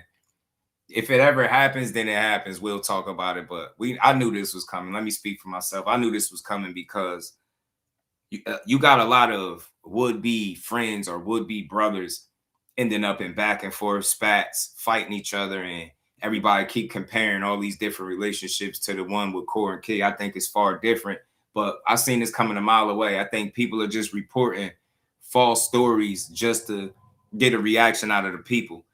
If you ask me, there's people out there, bro, that would care less about the bond or the friendship or how they rock with each other. They would rather just see them fight, even if that meant them being sworn and natural born enemies after that, right? I'm a fan of the sport. I want to see people fight that want to fight each other. If both of those dudes say, yo, we want to fight each other, then I'm all in. And I'll be probably pushing for it. But when I hear Shakur like, man, I ain't fighting him. Give me 500 million or something crazy like that, and Keyshawn say why he loves Shakur and why he ain't fighting him, I could just respect it and leave it alone. And again, I just don't think their paths are they're not in each other's way. That's what people want you to believe, they're in each other's way, but they not. They can keep doing what they're doing and winning and pissing the world off. And I think that's what they about to do. I really do. Who sells more? Why hasn't that fight made in Philly? Now you got to know better than that, though. You know what I mean? And it's not an if, it's a definite. I don't know how much you follow that kind of stuff, but I'm not going to speak on it if I don't know it. We know this to be true for a fact. There's no denying who the bigger name is. It's not Xander. Yeah, he got the belts, what will make him more accomplished out of the two, but he's not the bigger name. And I thought you knew. I thought you knew better. But he is the champion, right? Still got to respect him like the champion. You get what I'm saying? He always had mailbag. Rico was good with it, fam. King Corridor ain't nothing to it. They good. Yeah, they just want him to fight. You know what I'm saying? Had he been honest? Cause you don't, that just goes to show you don't listen to a lot of honest people. Damon, you don't listen to a lot of honest people then. You don't listen to a lot of honest people, because when somebody's speaking the truth, I'm gonna tell you. When he spoke about Devin Haney, he said that shit years ago. He reiterated it now, and you seeing it play out. If Devin Haney was the draw that his fans say he is, and he was really truly worth the money, then and investing the kind of money that they saying that they're reporting he wants, then he would have a fight right now. That's why you don't believe Eddie, because you know it ain't nothing positive coming out about Devin. But he also said he overpaid him, so he already got it off on Eddie. Eddie would be fool me once, you know what I'm saying? Shame on me, fool me twice, right? So Eddie like, bro, you got me once already, you ain't about to get me again. So that's all it is. These dudes all lie, they all manipulate, but they all tell the truth at some point. And what he's saying about Charlo, what he said about Devin, I think is real. Kurt was good with it, bro. Like, you get me? It ain't nothing bad about it. You know what I'm saying? It's just people have they want to convince themselves that their fighter is some type of super big star. It's not. Being talked about doesn't equate to everybody buying your tickets and sitting down at your fights. And we know this. So you got guys that some of the most talked about, but some of the most talked about fighters in the sport ain't the biggest ticket sellers. It's crazy, but it's like that. You get what I'm saying? Some of the most talented fighters ain't the biggest ticket sellers. Go look up David Benavidez, who people are saying should be pound for pound #1. Go look it up. And he keeps more real than Bill in my eyes. Absolutely, bro. Man, I think for me, I think I can decipher the truth from a lie, right? In my opinion, I hear it. Like what he's saying is solid as hell. What he's saying about Charlo, you've heard about the PBC model in general. And you've heard what about the PBC? What was one of the big things that you heard about the PBC for years, right? How well they pay their fighters, especially their stars, right?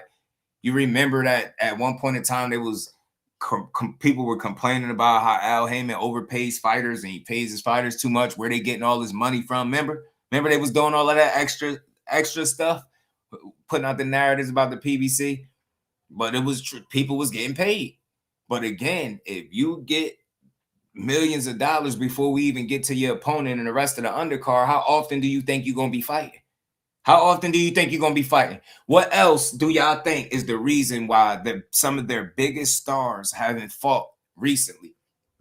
And that's Errol included, Errol Spence included. You got Charlo. Think about the one that before Benvidez just fought where? You get what I'm saying? Like he been bouncing around, dude, and fought on ring cards and all types of shit. It's not even PBC putting on all these events. And when they do, how do you know PBC is involved? Because it's a pay-per-view. Every single time it's a pay-per-view with them dudes. They're going to give you a pay-per-view. They're going to make you pay for the boxing. You're going to pay. You're going to pay. David does not sell a lot. Just the truth. Hey, Blunt, can you tell them, bro? I know they don't want to accept it. Y'all got to start doing y'all homework because Just Do don't just say stuff without looking up and doing the homework and the research. Just look it up. He ain't the biggest ticket seller. That's why people were saying, yo, why are they putting this fight on pay-per-view? Oh, PBC must need money. I'm not going to go that route because I don't know what their finances are. But what I will say is, obviously, if you're not as active as what you used to be in the past, and you're not as active as what you promised you'd be in the past, right? You said you'd be more active. You said you'll be putting on X amount of shows. They haven't lived up to what they put out at all since Showtime has stepped out. Why is it hard for people to believe that without being active and putting on as many shows, you obviously making less money? So when you do put on shows, you have to put on pay-per-view so you can justify the money that these guys are getting paid. It's very simple to understand. You don't have a Showtime, you know what I'm saying, coming to bat for y'all putting up the money. It's not happening. That's what you're seeing. Why do you think people saying like the pay-per-view model is dead? The pay-per-view model, look, people went on from going crazy on DAZN to now it seemed like everybody got it. They doing good.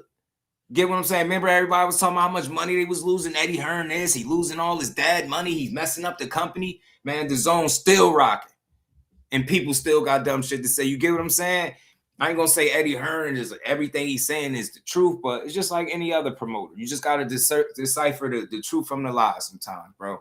And in this particular case, how you know he's telling the truth? Because he's also acknowledging that if he was in a situation that he was once before, just starting out, he would have to overpay these dudes. Possibly you will be paying for Charlo's name, not for what he's done lately. And boxing don't work like that.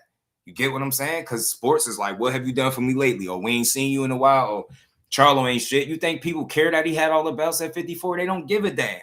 All they care about is the last time they seen you, you was getting beat up. You was getting beat up and ran around the ring by Canelo Alvarez, dropped in all types of shit. That's what people remember. So now you got this dude on the sideline still talking about how much he worth or give me 10 million for boots. He said that. Talking about Eddie Hearn, he ain't discussed no number. You ain't have to. You said it publicly. Look at the videos. Anybody go type it in right now in your search bar.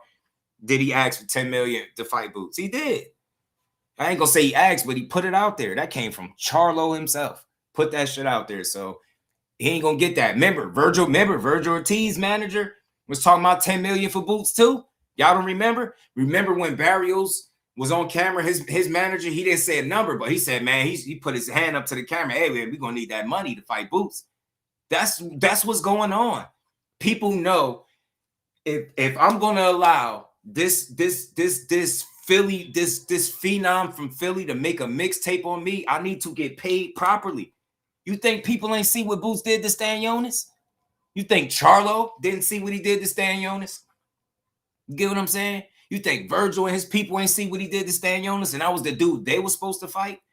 Bro, they want to be paid extremely high to get that mixtape made on them. That shit could be bad for your career. They don't want that.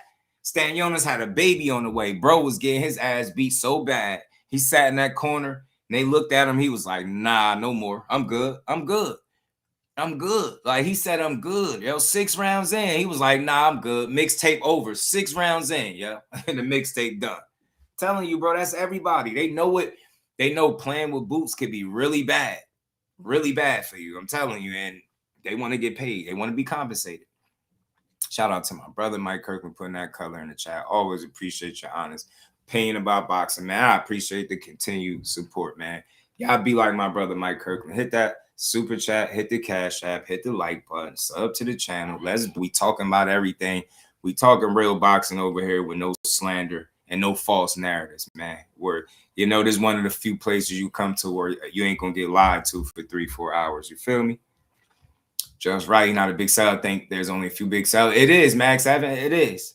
And your guy is one of them. And your guy is one of the biggest ticket sellers. And you about to literally see it. Wait till Tank come back. I can't wait till he come back so it could prove the point.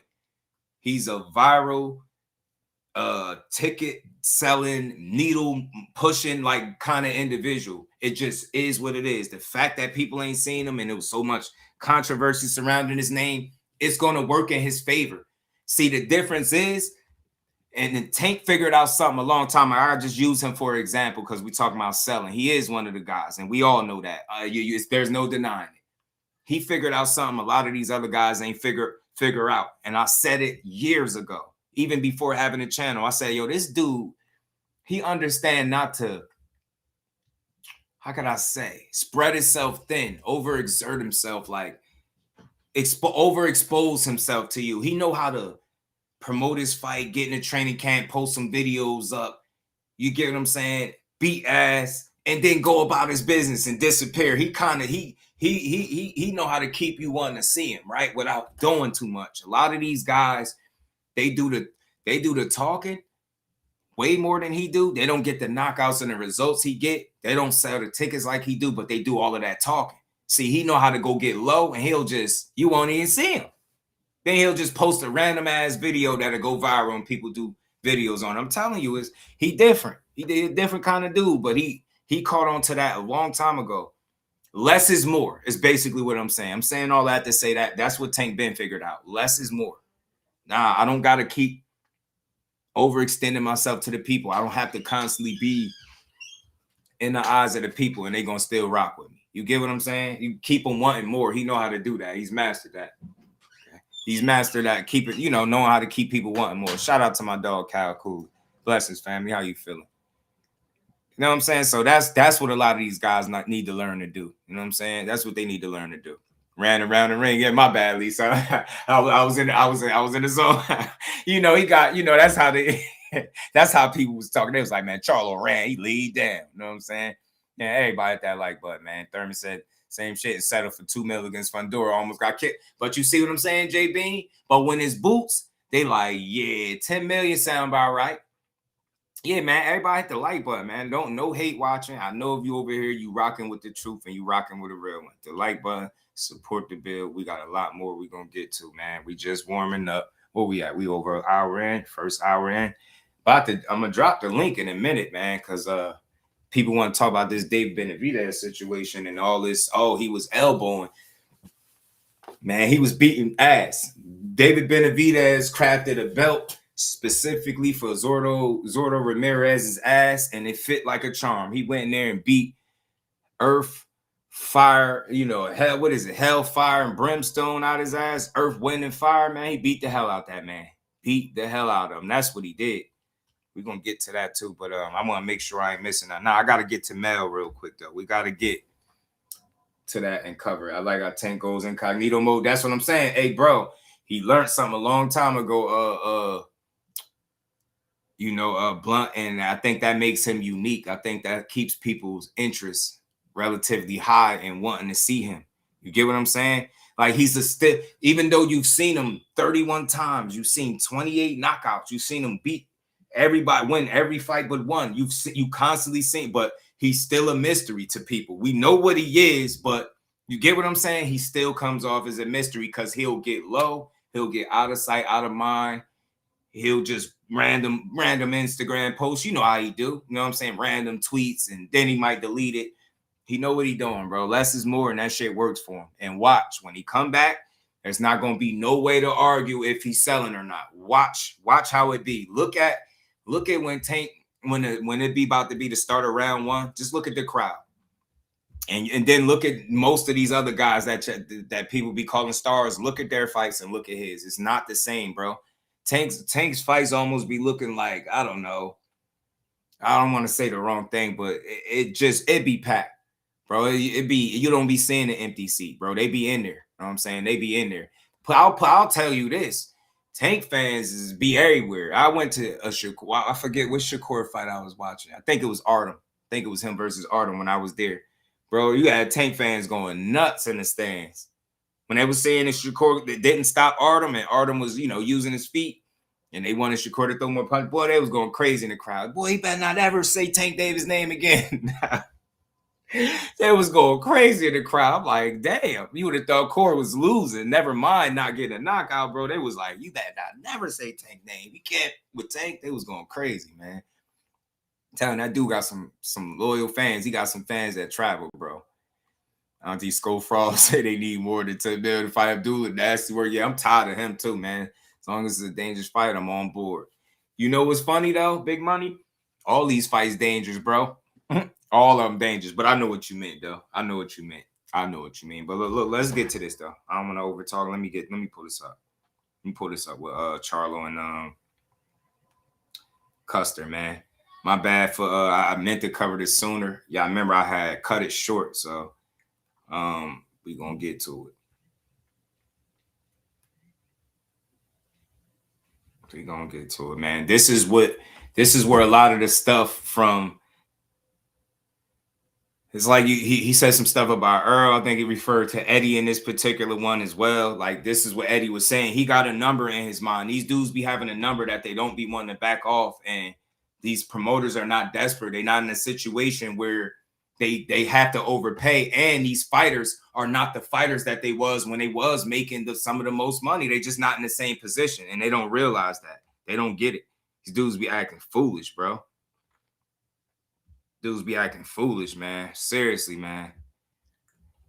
The objective fan. Shout out to my brother A1. What's good, bro? How you feeling? He said, damn sure be Earth winning fire out of his ass. I'm telling you, I'm gonna get to that. They talking about PEDs and elbows. Okay, we're gonna get to that in just a few. But let's get this Charlo conversation on, man, because I think it's all relevant to what's really going on right now. And this is where, like I said, where he picked against Errol Spence on this joint. I was like, damn, bro, you want EJ to lose, don't you? Crazy, man. Look, it ain't nothing wrong with picking against somebody, but just sounded like a little salty, that's all. Remember when Tank was fight Frank and someone shouted, you can't lose to Ninja in purple short. Tell you, Tank fans don't play. They might pack you out for they might pack you out for Vontae. You know what I'm saying? Vontae Dave. You know what I'm saying? They might pack you out for Buddy. Let's get to this though, y'all. Let's get to it. Everybody hit the like button, man. Everybody hit the super chat, hit the cash app. Let's get some support going. Let's rock. You're watching The Last Stand with Brian Custer.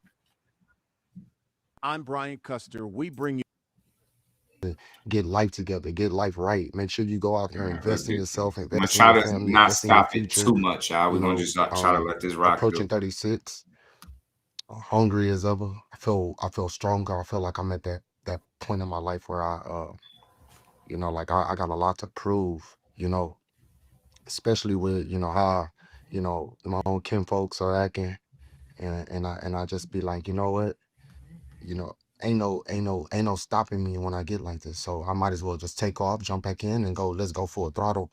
I don't know. I thought champion at recess meant that you could hit them up when you get back ready. I've been hitting them up for over a year and a half. So my bad. Go on. Why do you think though it's been so long? What do you think has been the main reason that you haven't been able to secure a fight? I say the main reason could be because like I stay loyal to the people that put me in this position. Like Al Heyman is he the leader over there at PBC and everything move after him, and so I stuck with my team. I ain't go, like Ennis did and go sign with Eddie Hearns because maybe See? whatever the situation is that most of the BBC fighters, like we all know, boxing is no secret. It's not a BBC wasn't active the last couple of years like they was in the prior years. So that make people want to, down and this and that. But even as fighters, some of us don't know what's going on. Some of us don't know, Listen to what he's saying. what's really happening. But all we could do is just sit back there and Listen to this beg for a shit. fucking fight. Like exactly what I've been doing. Now I'm at a point where I've been appreciating and being patient. I'm not gonna try to just, I'm doing what I'm supposed to do. I'm calling them out. I want to fight. Letting it be known that I want to fight, been letting it be known that I wanted to be back in the ring. Shit, like I didn't been all of these 154 fights.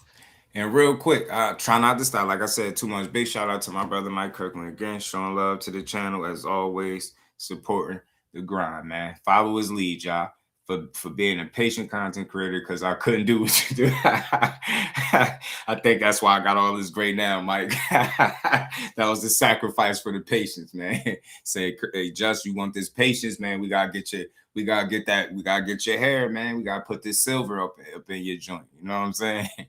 Appreciate you though, man. Appreciate you. Comments like that keep me staying patient. You know what I'm saying, with the people. But yeah, facts. Ennis was never with the PBC at all. He was managed by Cameron Duncan. He was on that side, but never signed to the PBC. He went with Eddie because it made sense for his career. Cameron Duncan passed away, RIP to him, and so on and so forth. At the end of the day, fighters will tell you in a heartbeat, it's always business, right? So it don't have nothing to do with like I think switching promotional entities ain't a matter of being loyal or disloyal, but I think sometimes fighters can be loyal to a fault. Like he said, sometimes we don't know what's going on. I've been telling him I want to fight. He's saying Al Heyman run it. You've been telling him you want to fight. You've been to all these 54 fights, all this and that. Why you ain't get to fight? He's telling you PBC ain't been as active as what they used to be. That's why. That's what's going on. So it's going to be turmoil. It's inactivity for the biggest stars over there. And then when they do bring y'all back out the woodworks, like look at something, bro. I'm pretty sure. Ain't Errol Spence and Tim Tszyu about to be a pay-per-view? Pretty sure it is. It's going to be a pay-per-view, bro. That man ain't fought in 3 years. He coming straight back on a pay-per-view. Tell me the PBC, like, look, I ain't knocking them, but man, they be milking it, bro. Straight back, 3 years of inactivity. We don't know what to expect, but they don't give a damn. They like, y'all gonna pay for this because they know people will pay to watch Earl. You know what I'm saying? It's crazy, but they will. Tell your wife and kids you are going to stay patient and not get paid. Right. Right. Is with Cameron Duncan fighting on Showtime card. Shout out to Ryan from the 6. All facts. Prime example of why you should take your career into your own hands. PBC fighters are the most shell fighters in the game to a degree. And I think it's the model, and I think it's some of both, the business, the model, and them as well. I think getting in trouble. Or getting in their own way. Don't trust Charlo after he showed up to fight Canelo and packed it in. Sort of like a lion heart in that mug. Yeah. Tougher gets going and he gets going out of the back door. Yeah, man. They don't like that. Shout out to my guy Cal Cooler too, man. Yeah, Boots had a deal with Showtime Espino, not PBC. Real deal, man. He never was signed to him. Tay, what up? Earl told Mel exactly what PBC really thinking. I'm telling you, that's another thing too. Yeah, they'll be loyal to you, but these dudes don't be realistic about what they be getting paid. So that'd be creating the issue. Let's keep going. Kicking it and hanging it out, that's what I do. I gotta kind of calm down when I go to them fights, though. I understand. I be getting a little turned up a little bit because I be fired up from ready to fight and fired up from, just life, So yeah, man, I'm ready to get back in the ring. So like I said, I still dealt with PBC. I stay solid with them and I ain't change up right now, and of course, PBC allow us to be businessmen. If I wanted to be back in the ring, hey, I did what I had to do. I want to reach out. I want to find out what my opportunities and options are. Yeah. You know, they running around with this lie. They running around with this stupid lie talking about I asked for a tune-up fight and this and that. Man, I don't ask for no tune-up fight. I don't get ready for no tune-ups. Tune-ups can't even make me get off the couch, homeboy. So, I'm enjoying life right now. And we good. Earl's been talking about, oh, he the big he Look, want us to, you look. know, he the more dominant guy in the division. He don't need a bill. Everybody want him for the money. Bro, that ain't what we trying to prove right now. Listen to At him. this point of our life, I for sure I'm not trying to prove about. Hey, we're gonna prove. We know we're gonna get big figures because we know who we are. No, you You not. know, No, you not. That's the problem, though. No, you not. The unnecessary Errol Spence connection is dumb. Errol Spence is speaking the truth. You're not a bigger name than him, and you never been. You never been. You never had the people the way Errol Spence got the people. That's what it's starting to sound like.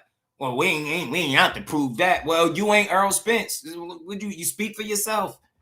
That's why he got a fight and you don't. Notice, y'all. Notice, if I'm wrong about what I'm saying, if Eddie is wrong and telling the truth, the lies about what he is saying, why he ain't got no fight, and why do Errol Spence got a fight? Why didn't we have to hear about Errol Spence demanding 10 million or demanding an X amount of dollars? Why we ain't have to hear about that? And he got a fight. You loyal because that's what you used to. Like you don't know what these other guys ain't gonna pay you. I think what they've been paying you neither. Because again, maybe because you've been over there and stayed down with them, maybe they will get you paid. But I don't think nobody else is willing to do the same thing. Nobody is gonna pay you for being the undisputed champion that you used to be. Earl is a bigger star, a bigger name, bigger ticket seller, and he been out the ring longer than you, right? And he got a fight. Why you've been wanting to fight too, and you ain't got one. See what I'm saying? That's the difference. If he was the name that he thought he was, he wouldn't be sitting around talking about him asking for the fights. Then why ain't nobody getting you no fight? Right? See what I'm saying? Just pay attention, bro. The proof is in the pudding. Just let as him a talk. professional, I don't care what they say. Go out of town, this, that, Olympic amateurs, any of that. That don't matter to me. I was Derek's first world champion. I was Derek's first unified champion. I became Derek's undisputed champion. I mean, my accolades as a professional boxer, when we speak on that amateur shit and all of what that American dream, hey, I was a villain. I came from nothing. I came out of the dirt to get to this position in boxing. So no Olympics, came from the mud. Think about it. In representing myself, I represented Lions Only. I brought my brother along with me. He wouldn't even sign with nobody. De La Hoya them had me by myself, and I was just racking up the wins, fighting Mexicans all over Texas and different places. I went to Quebec, Canada, and fought, and then 15 hard fights. You know, I'm fighting Bernard Hopkins' nephew. He worked for the company. My Yeah, eyes that's been true. against the wall. So then, you know what I He mean? So, telling you the know, truth about this I stuff like he's it saying this now, way. though. This is the way I was brought up. So I stuck to this. My bad. Seem like he's saying he's stuck with what he know. This is who took the chance on him. This is who I think aided and guided his career the most. So that's who we stuck with. It's not wrong with that. Yeah, you showed extreme loyalty to the PBC and Al Heyman, but not the same thing to Errol Spence. You know what I mean? You taking shots at the man for speaking his truth. You speaking yours. You notice how Earl don't got nothing to say about what he's saying, except if it's referring to Spence himself, right? Other than that, he just let him have his opinion. This dude ready to basically tell you, man, we ain't thinking about what Earl's saying. We ain't on that. That's what he on. And that's why he got to fight. Shows you whatever he's on is working, and whatever you on, it ain't working, because you wouldn't still be on the sideline saying you want to fight. And I want to see you fight, because I know you ain't the dude that we seen the last time out. You get what I'm saying? Spence would never go out like that. Nah, he wouldn't, though. He really wouldn't, Mike. Now, when you look at the 154-pound division right now, when you left, obviously you were the king of the division. When you look at it now, who do you say is the best fighter right now at 154? It got to be for Sebastian Pandora at 154 for me. And the reason why is because he got a couple of advantages that he can take advantage of during certain fights, but he got a lot of disadvantages with his advantages. So it just he ran into the right fighter, which was Mendoza. That was in his show once you step up to that level like that. And then it was just skills, the level in skills. It wasn't even a level of I don't know, but you can't underrate Mendoza. What he did, he completed the objective. Thurman didn't.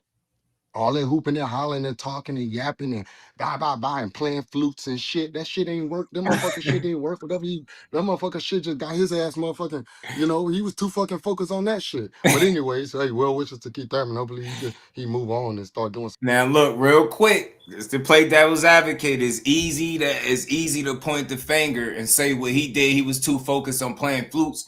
You was too focused on being nice, playing nice with Canelo Alvarez, throwing laps in your swimming pool. You did a whole training camp at the crib. You didn't even look like you took this shit fully serious, and you showed up with a love handle at 168. Nasty work. Terrence Crawford jumped up 2 weight classes from the same weight that you did and looked totally different. He took that shit serious. You got latched. You knew how much money you was making, and you got rocked to sleep. You had Canelo standing in your face telling you how you the better Charlo out of the two and all that. He rocked your ass to sleep, and then he rocked you to sleep in the ring. And you pissed everybody off with that performance. And now you're talking about Thurman being too focused on playing the flute. Nah, truth be told is Thurman been inactive for the better part of the last few years, and we know that. In the last, 5 years or so, what he had, 2 fights? Shut up. He on PBC with you, Charlo. He dealing with the same inactivity and bullshit you've been dealing with, bro. You get me? Because you came off your layoff with an injury and you look like stir fry. People thought you quit. I gave you the benefit of the doubt. People said you quit. Thurman didn't quit. He finished the fight on his feet. He tried. He just didn't have nothing for Sebastian Fundora. He too damn tall, long. He a freak of nature. He hard to deal with. And you probably wouldn't have no real success either. Probably be a different fight, but you'll have your hands full with that tall, lanky dude too, man. So just to be fair, man, I think Thurman took it serious. I think he locked in, but I just don't think he could. I don't think he could beat him. You know what I'm saying? He just couldn't beat him. Want some other flute playing somewhere else in the stadiums or something. So I was not ready for that. I was not ready. It's from 10 days ago, this interview right here. It was from 10 days ago. The same amount of days that clip that I just played with Eddie Hearn. That's why I'm trying to tell y'all is the reason I'm playing it. What he's saying is responding to some of what Eddie Hearn was saying about the money that he's looking for. Right? And him picking against Spence. Ready for that. These two things connect to each other. Talking with people at the PBC, one of the things I did hear, they said they have been talking to Sebastian Fundora and trying to do a Sebastian Fundora Jermell Charlo fight for late this summer. Is that a fight you want? Absolutely. That's the fight that I've been telling them that I didn't, when I got mad about the whole little situation with Earl, Earl jumped in the ring trying to fight for Sebastian Fundora, moving up from 154. And I'm in that joker like, hold on. I been said I was coming back. I been said I wanted my straps. Let me continue to train and grind. Now I'm getting frustrated. I'm grinding. I'm training. Now I'm pulling up to the fights. Now they understanding it's time to, hey, he won it back. So nobody beat me for my belts. They can all be this, that, and the third. Look, at the end of the day, I'm going to be Sebastian Fundora's biggest fight. No, the fuck you not. Ennis. If Ennis get in the ring with me, if Eddie Hearns would have made a deal, this and that and the third, I'd have been Ennis's biggest fight. No. False. See, this is what I be saying, man. Dudes just be saying shit. Just because you say it don't mean it's true. You're not none of these dudes' biggest fight. But what you would do, you would be one of the best guys that they fought to date anybody, any of them, right? Because ain't none of them got no Mel Charlos on their resume, respectfully. But damn, why you keep referencing Errol Spence? What do you mean what Errol Spence was trying to do? They literally gave him a golden ticket, fam. You not him.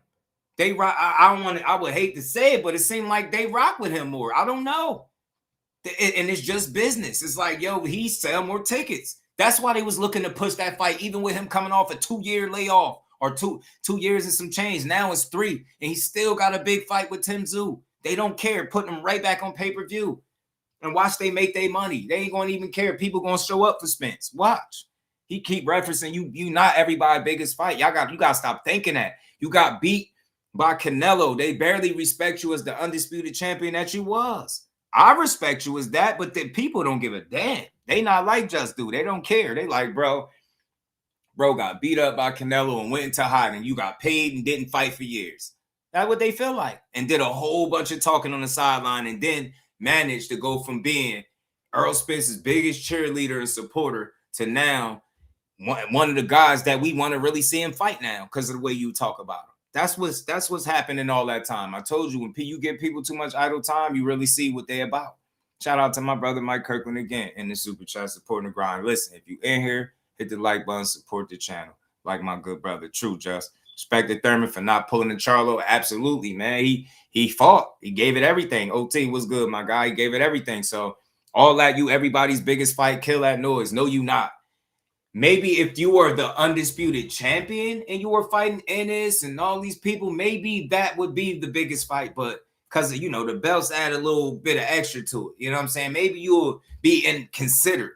But nah, with inactivity, out of sight, out of mind, you're not nobody biggest fight. And this is a reason why you ain't got to fight an Errol do. I'm going to keep saying it. It's real. Pay attention. He just don't get it. Joe Ortiz, still to this right now.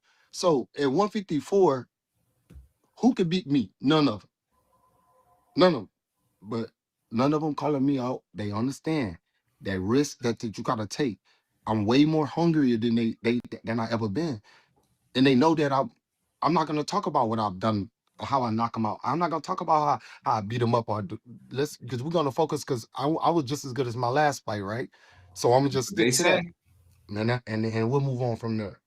And then I'll come back and prove that I got something. So I'll go through Fundora first. We'll go the Fundora route because we've been in talks with the Fundora, and we working on something right now with that.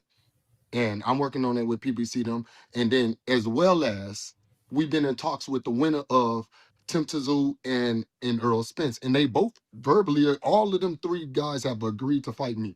So now behind, doors, they working. Absolutely. Okay, so let's go through it because I'm happy you brought up Tim Tszyu. We had Tim Tszyu on The Last Stand just a couple of weeks ago, and I'll tell you, Tim Tszyu said one of the guys. Yes, I am fighting Errol Spence this summer, but one of the guys I want to face, he said, is Jermell Charlo because, in my opinion, this is Tim Tszyu talking.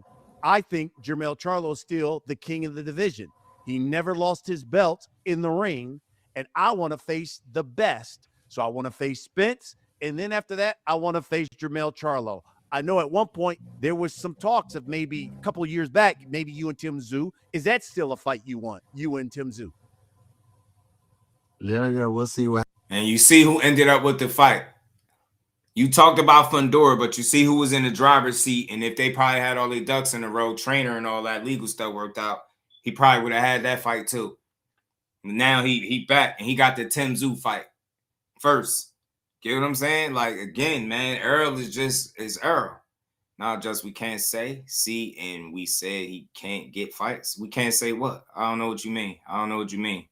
See what happened whenever that motherfucker try to fight Earl or whatever. See, I don't know. I personally, if it's the Errol Spence that I know and the styles make fights, man, they don't get into no headbutts and no head clashes. I mean, just going by the last fights, just go by the last fights and what they have done. I know Earl hasn't fought in a long time, and I personally don't think he looked too good against Ugas. And when he fought Ugas, I seen a little bobble in that discombobulation in between the equilibrium. So I thought, maybe. Yo, this dude, yo. Nah, man, I would never want him being my man. I ain't gonna hold you, bro. I ain't. Like, he really letting Errol know how he really felt. Earl gonna take a couple more fights and be done. I don't need to fight Errol Spence. And I don't care to fight Errol Spence. We want to fight them hungry dogs that I could prove a point, knock them the fuck out like what we did back in the days when we said keep running your mouth. That's what Fundora did. That's why I got to give Sebastian his credit because Keith Thurman was running his mouth and then Fundora just went on and daddy long legs, put the Hayugen on him and it was over. Who do you think wins between Tim Tszyu and Errol Spence? Because they're supposed to fight, from my understanding, in July. Who do you think wins that fight? He could be. He could be, Mike. It's possible. I think Tim Tszyu win that fight. Tim Tszyu, huh? Tim Tszyu. It'd be I mean, yeah. But Tim Tszyu gonna be he got a little of the defense. Earl gonna be coming in southpaw, just standing once, but he don't really move his head. And if he might start moving his head a little bit, Tim Tszyu moves his head. He throws some stone haymaker shots, all this shit haymakers. I watched the fight when he fought Tony Harrison and destroyed him. So when I'm just going by the styles make fights, and I'm just being realistic, I'm not hating on nobody. I don't care if he black, you hear this white, dude? Mexican. I'm talking about it. Stylistic on this Australia. You're going over there to Australia. Listen Man, to this dude. The odds ain't in his hands. I see Tim Tszyu winning this fight. Plain and simple. Look at this. Now I go back and knock him out after I knock off Fundora if we get that fight first. Whoever not knocking out no Fundora. You're not even getting that fight. First is we're gonna go with. Yeah, we sitting back at 154. Then after that, I know the Ortiz got some legal issues and stuff with his team, and they going through whatever they going through. De La Hoya not having that shit. You can't go over there and just do all that. You know, it's like biting the hand that feeds you. These people gotta grow up. These young fighters don't really understand. And then they go, they're running with this law. I ask for tune-ups. I'm asking for too much money. Man, I'll work my way back up, homeboy. That's what I did. That's how I got to where I'm at. And I'm good. I'm living and I'm happy. Now I'm working my way back up. Guess what? They got way more problems because I'm comfortable but hungry. Man, the way he just picked against Errol Spence, talking about styles making fights. What style do Tim Tszyu got that is so dominant that Errol Spence can't deal with it? They got similar approaches. They come forward guys. Errol, the better body puncher. I think he got the better output too. If he's not compromised, he beats Tim Tszyu. He beats Tim Tszyu. So you ain't been in. You ain't the last. He keep talking about the last time we seen Errol. You just going off the fights and we ain't seen him fight in a while. All right, the same applies to you. We seen you. You didn't win one round against Canelo. He dropped you and you like submitted. You was his best friend in there. You made a business decision not to get knocked out. I didn't knock you for it, right? And then you've been inactive, calling everybody out since then, not fighting none of them. I'm not knocking you because I don't think he'd avoid nobody. I don't think that's the case. But again, the business model has changed, but their opinions of themselves haven't changed. You've lost fights. The belts have changed hands. We got different champions. Xander Zayas wasn't no champion at all when Jermell was at the top. Think about it. You a long way away from being undisputed, bro. Nobody gives a damn about it. That's why they like, bro, we ain't see you. All we do is hear you talking and sounding like you hating on Earl. It's wild, bro. It's wild. I mean, speak your truth, but damn, man. Who needs enemies when you got Charlo as a friend? It sounds like I'm a brother in my family hating on me. Wait. It sounds like you're talking about Eddie Hearn, because I think that's what Eddie Hearn said. He said he was trying to make Charlo, he said, in Ennis. And he said, but Charlo, he said, has this astronomical number that he wants. And then he wants a tune-up. This guy hasn't been active. Why would I make a fight with Charlo and he wants a tune-up and wants this astronomical number? So I guess I just played that video to respond to what Eddie Hearn was saying when he said he was trying to make Ennis and you, but that's why he pivoted and went with Xander Zayas. Well, I mean, Eddie Hearn's running whatever. Eddie Hearn's lying. He lied. He lied. I never spoke to Eddie Hearns about a number, ever. I never spoke to not even nobody about a number.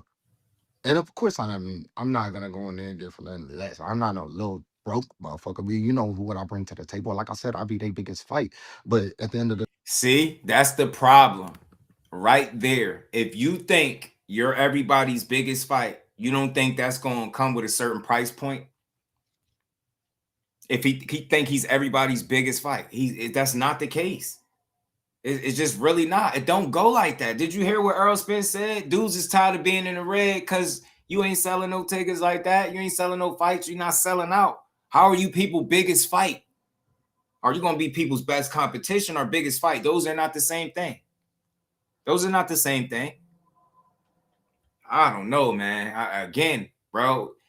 So the whole boxing world just made up that you said something about $10 million. The whole boxing world made this up and made videos on it. Everybody just hated on you saying you said something about 10 million. Eddie Hearn is not being honest about you wanting an astronomical amount, but you're not saying how much you asked for. I ain't saying you're supposed to, but you like, man, I ain't no broke dude. Basically, I'm these dude's biggest fight. That's telling you right there he's going to ask for a certain amount of money.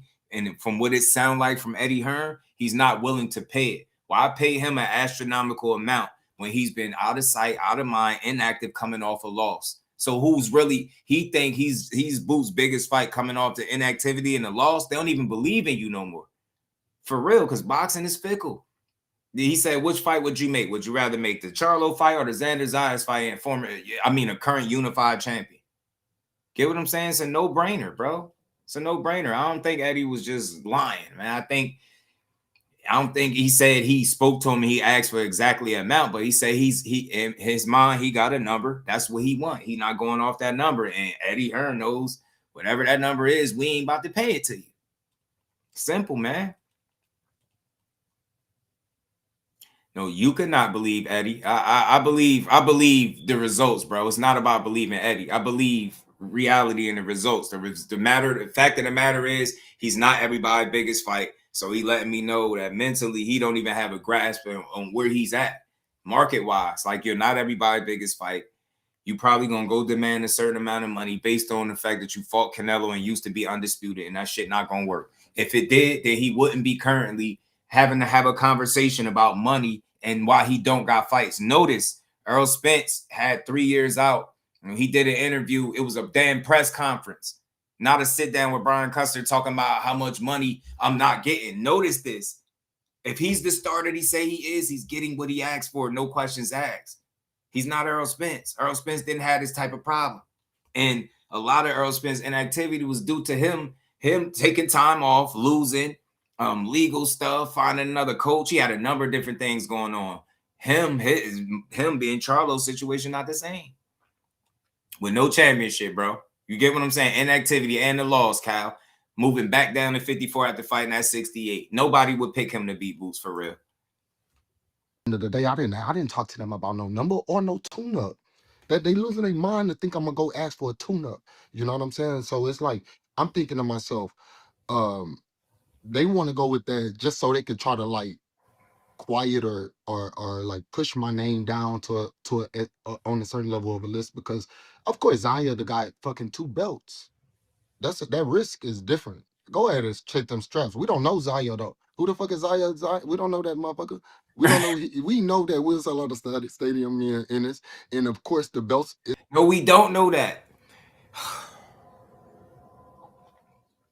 All right, let me say this, bro. Selling out these venues and selling out a stadium is different. First of all, y'all dudes don't even be fighting in stadiums. I really wish fighters to learn that it's a distinct difference. Y'all not fighting in stadiums. Y'all not fighting in what Inoue and Nakatani's fighting in. Y'all not doing that. Y'all don't fight in stadiums. And I don't know, maybe you could sell it out. If you did sell it out, it would be a lot because of what Boots is doing, because Boots has shown the ability to sell out, not you. That's just being honest. You heard what Errol Spence said, and I knew this way before Errol Spence said it. He just said what I already knew. Like, you're not the biggest ticket seller. You're not the biggest star. You're not even the biggest boxer in Houston. You're not. Shakur might be more respected in Houston than y'all. And I'm being honest. I'm being serious, dude. I'm telling you, man, their reputation ain't what people think it is. I know that from somebody that know these people personally, so it's crazy. Bro, this is the only unbiased boxing channel I ever watched. Thank you, Just Do Boxing. Hey, man, shout out to you, fam. Appreciate you. Shout out to you. Tay, the real queen of MMA. How you feeling, queen? Always good to see you. Appreciate the love. Texas Heat was good. Jake was good, my guy. How you feeling? So look, man, I like Charlo. I don't want nobody to mistake what I'm saying. I'm just realistic. He don't have the same. Who's EJ? Oh, Ronnie Shields. Ronnie Shields, Cal. Ronnie Shields. He don't have the same like buzz and cachet around his name that he had while he was undisputed.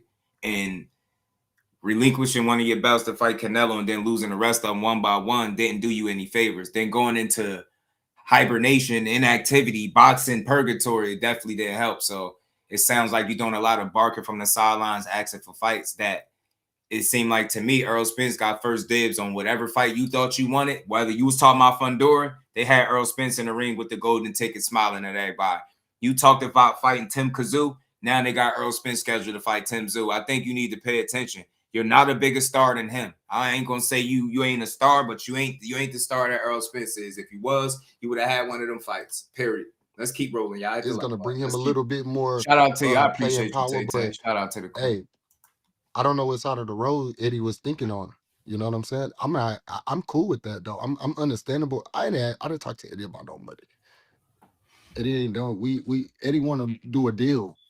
If we could do a deal and then fight his fighters or some shit like that.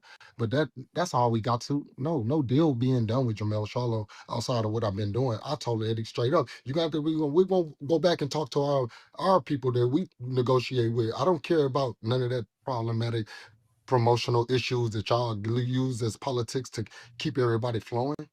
Nah, bro. See? Yo, you can hear it in what he's saying if you just pay attention. Dudes are not on the same accord, bro. They're not. And the way you were viewed before the Canelo loss is much different now. And I think that's what Eddie Hearn is saying. Yo, you've been inactive, bro. You got to get back active. You can't just come bark from the sideline and be like, yo, give me Fundora. But Errol Spence could. If you was the ticket seller or the star you was, maybe you could do it. I just don't think you're the guy that you exactly think you are. And for that reason, you can't make the fights. We good. Simple. We'll fight right now. We know where we at. We all hit in the game. We know where we at. We'll fight who they want to fight. See? You double talk because on one end you saying get you the big fights, then we'll fight who you want us to fight. Now you sounding like you being more realistic instead of saying you everybody's biggest fight. You can't go from I'm everybody's biggest fight to I'll fight who y'all want me to fight. Because if that were true, the business of boxing will pull the trigger. They don't give a damn about your inactivity. If I'm lying, look at Errol Spence. He literally told the PBC no tune-ups, and he using Tim Tszyu as a tune-up, which could be very dangerous. But look at the difference. They had their reservations, and they still gave him the fight. The same fights that Errol Spence been in talks for having, his conversations have went a lot farther than yours. He was in the ring with Fundora. Remember, again, with the golden ticket, with that awkward-ass face-off with Fundora towering over him, right? You ain't seen him get that far with Fundora. You ain't seen him get that far with Tim Tszyu. You heard about him, got offered to fight with Tim Tszyu, but I think he ended up fighting Canelo, right? And Tim Tszyu was talking crazy about Charlo like he don't want to fight. Remember that? And now look who getting the fight. Telling you got to open his eyes, bro. He got to catch up. You got to get yourself back active and back in the mix because you out of sight, out of mind, coming off a bad loss. Just like Errol Spence. The difference is Errol went out on his shield, so people respect the loss. Even though they clowned him for it, they don't respect your loss. Obviously, you have there's a verbal agreement for whoever wins. Damon, just keep listening. That's why I be telling you these dudes fight, be saying fight a lot you of as shit. well. I thought it was interesting that Errol Spence, man, there would be so many storylines if he wins that fight because he's now training with Ronnie Shields. One of your first trainers. Money Mill is the last stand. Money Mill. Oh shit. That's like on a new boxing night. So he's now training. He's now training with Ronnie Shields. Sometimes he put out some pictures of him and your brother together. But he made this quote. He said, when someone asked him about you, who else is he going to get a big payday from? I mean, that's the only reason why he's calling me out. He knows how the sparring went. In fact, everybody in the gym knows how that sparring went. Coach Derek James knows how that sparring went. He just wants some money, end quote. Your response to Errol Spence? Brian Custer, the last stand, was there years ago. You didn't see nothing. You just seen two young guys fighting and bumping heads. Ain't nothing else happened. So I don't know what I'm cool with them. Like they know that they could just try to they think I'm can't handle my nah, look, I'm not worried about Errol Spence. I'm not worried about when my brother them posting and training with Ronnie Shields. Ronnie Shields is a Real quick, he say he not worried about Errol Spence, but he referenced Errol Spence multiple times without nobody bringing him up. If you're not worried about him, you sure could have fooled me. You just spent time talking about how he looked bad in the Ugas fight, something that you never put out there publicly before. Like, I get it. You telling your truth. And some people said the same thing. They said they seen the same thing with him, right? They seen him look a little unsteady when he got the mouthpiece knocked out and looked down and all that. We get it. But you completely throwing the dude under the bus. Look, man, I'm big on loyalty, so I look at this a little bit different than most people, man. I don't respect it, man. Boxing got a weird way of attracting disloyalty. Like it's like every man for themselves, and people be having hidden agendas. There's no, and I mean this as a man. Hell with being boxers. As a man, you was cheerleading Errol Spence on, bro. Crawford grabbed his crotch at you after he stopped Spence, bro, because of all that cheering you was doing. You was going crazy, talking about what you would do. Crawford, man, he can't with me. I'm at 54, man. At 47, I'm at 54. Man, you get what I'm saying? I'm a knockout artist, baby. Remember all of that? All of that stuff. You and Errol Spence, you revving him up, you shaking his hand, you like, yeah, you gonna do this. Then he lose, and now you 180 on the man. That's the weirdest shit I've ever seen, bro. Errol Spence ain't never came out and said nothing about you. And that's why he just revealed to the world that you was wearing a body protector when you used to spar. You see how stuff start coming out? We ain't have to out that man like that, talking about Tim Tszyu gonna win because styles make fights. What the hell you talking about? What kind of style do Tim Tszyu got that Errol Spence shouldn't be able to deal with? And I'm standing on this. If I'm wrong, I'll be wrong. Y'all know I eat my crow with barbecue sauce and honey mustard, man. I don't care. If he beat him, he beat him, but he got to show me. He's not a better fighter than Errol Spence. I don't give a damn. And he lost more time. He got knocked out twice. He got bad losses too. He got his ass whooped by Bakram. And he didn't last as long. The difference is Errol Spence was able to take a beating from the best fighter in the world. You got shell shocked. You got beat by Fundora, hole punctured in your head. You got knocked out by Bakram. You look like you ain't know what planet you was on. You get what I'm saying? And then they put you in there with Fundora again for good measure and got you knocked out again. Man, get out of here. What we talking about? I get it. Errol Spence got his ass whooped in car accidents, but Tim Tszyu been getting his ass whooped in the ring, and we seen it. Errol Spence got beat by the best fighter. Tim Tszyu got beat by Fundora, Bakram, and then Fundora again. I don't give a damn, bro. We don't know what he just fought a dude that none of us remember. What's the last dude Tim Tszyu fought? He had that big ass cut that's still healing under his left eye. Come on, man. Errol Spence, he going into this fight with scar tissue. I hope Errol Spence stop a mud hole in his ass. Big shout out to my homie Zach B. How you been, Brody? Appreciate the love, man. He says salute. J Bean, appreciate you. Best direction for Mel is Bakram on the undercard. J Bean trying to see a 187. Nah, Bakram ain't no boogie, man. You might be right, but he got a shaky team. So I doubt if we could count on Bakram and his team making any big fights. That's one of the big reasons that him and Lubin didn't happen. A lot of people didn't realize that or didn't understand it. They thought Lubin was ducking, but you don't duck Bakram for Virgil. That's just dumb. They both dangerous. So it was Bakram's team, and that's why, it took a while for him to get a fight. Then he made a fight and he gets beat. So look, man, I just don't respect how this dude went when at Earl. Look, I'm not sensitive. Talk your shit. Feel how you feel. But where the change of heart came in at, you went to his camp. You went to his camp with his trainer, and that's where you became undisputed. And that's why he said he tried to welcome you into the camp. Should have trusted his intuition. Now you out here talking about this dude crazy like he can't beat some Tim Tszyu. Tim Tszyu ain't Crawford, man. And I'm going to keep saying it. Blue, what's good with it, homie? Let's keep rolling, y'all. Fighter that had taught me head movement. What I got in my life in this field, in this boxing shit, really come from what's in my heart. I ain't worried about that. So Errol Spence go train with Ronnie Shields. I moved on from Ronnie Shields in 2020, in 2015. Really, I ain't worked with Ronnie Shields in a long time. And I'm still busting ass and winning world titles and knocking boys out. So go ahead, train with Ronnie Shields. Ronnie Shields, he barely can keep a hold of Maul. So what they talking about? Maul was just pulled up on Earl that day when he went to train. I don't even think Earl probably would care to train with Ronnie Shields. But if they do, to go ahead and work out with Ronnie Shields, that's cool. Nobody got the best gym in Houston. Hey, man. He said he got the best gym in Houston. Hey, man, now he about to go at Ronnie Shields. It's crazy. Yo, nah. Hey, Mel. I rock with Jermell Charlo, the fighter, but this interview right here was one of his worst ones, bro, because you trying to convince us you don't care about Errol while continuing to bring him up. Now you're talking about let him go train with Ronnie Shields. I did that back in 20 this and 20 that, and I still was knocking guys out. Yeah, under his trainer, stupid, man. That's not a flex. You got what you considered yourself to get better. Yes, when you went to his trainer with his camp. What we talking about? He sound crazy right now.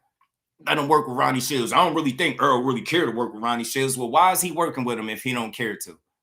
Ah, man, you sound crazy, bro. You sound like a dude that you will stab your brother in the back. You will stab anybody in the back. I should have known. He was outing his brother like this. I should have known he'd do it to Spence too. He'd do it to Spence too. The Ronnie Shields comments was shocked me a little bit. And he could barely keep a handle on Maul. Newsflash, bro. It ain't Ronnie Shields' job to be no babysitter. If we being 100. And from what I understand, the reason why you not with Ronnie Shields is because you wanted Ronnie Shields to move to your gym and he wasn't with it. That's why you ended up with Derrick James.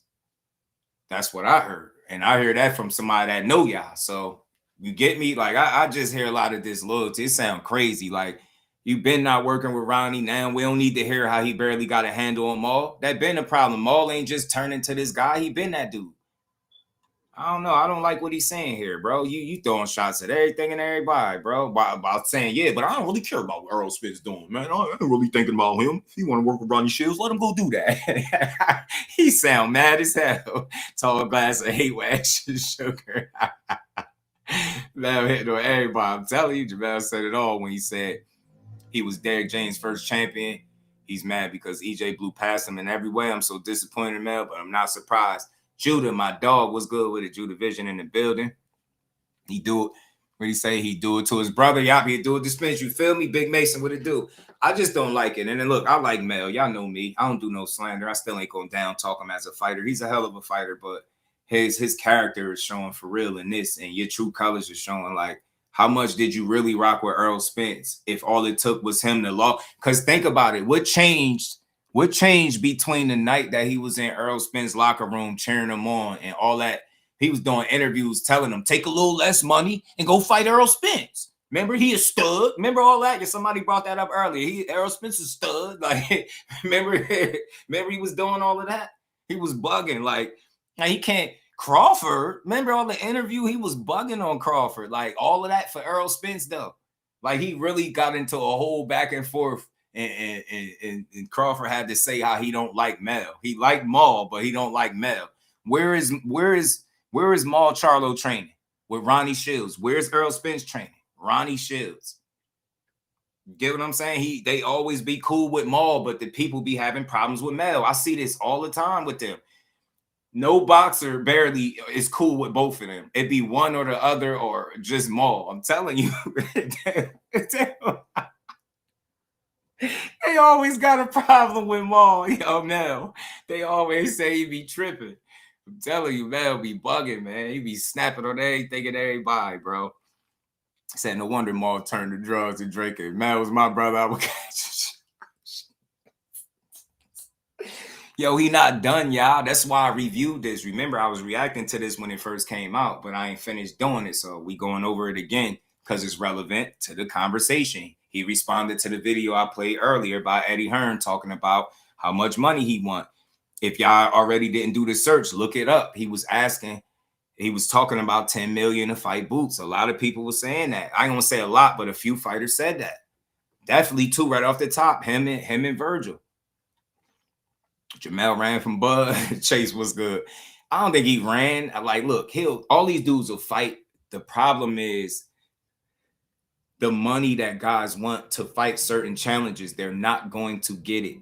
And that's simple as day. I'm just disappointed to hear him talk about Ronnie Shields, like make the little comments about Ronnie, his brother, Earl. It just sounds crazy to me. Like, the only thing changed between the night that or that time period where he was doing all that cheering for Spence and now is a loss. So you telling me because Errol Spence lost and he been inactive, you don't believe in him no more. So did you ever really rock with him is my question. The way you talking, yeah, he ain't look that good against Ugas. I'm like, damn, he going in on Earl, right? Shout out to Benavidez TV, one of my guys. He out there in Houston. Like, he'll tell you. Hey, behind the hands, let the good people know. How big is Jermell Charlo, the Charlos in Houston? Are they the biggest fighters? Are they are they respected how most people think out there in Houston? Shout out to my dog too. He said Mel just realized how low on the PBC priority list he is. I'm telling you. And now he lashing out. He mad at EJ. Shout out to my boxing mom, Miss Barbara D's in the building. I appreciate you as always. Hope you doing well today. Bub beating Canelo was the nail in the coffin for Jermell. I'm telling you, absolutely, absolutely, Chase. Absolutely. Real Malachi Ross boxing. What's good, homie? How you been? How you been? Appreciate you, boxing mom. Appreciate you.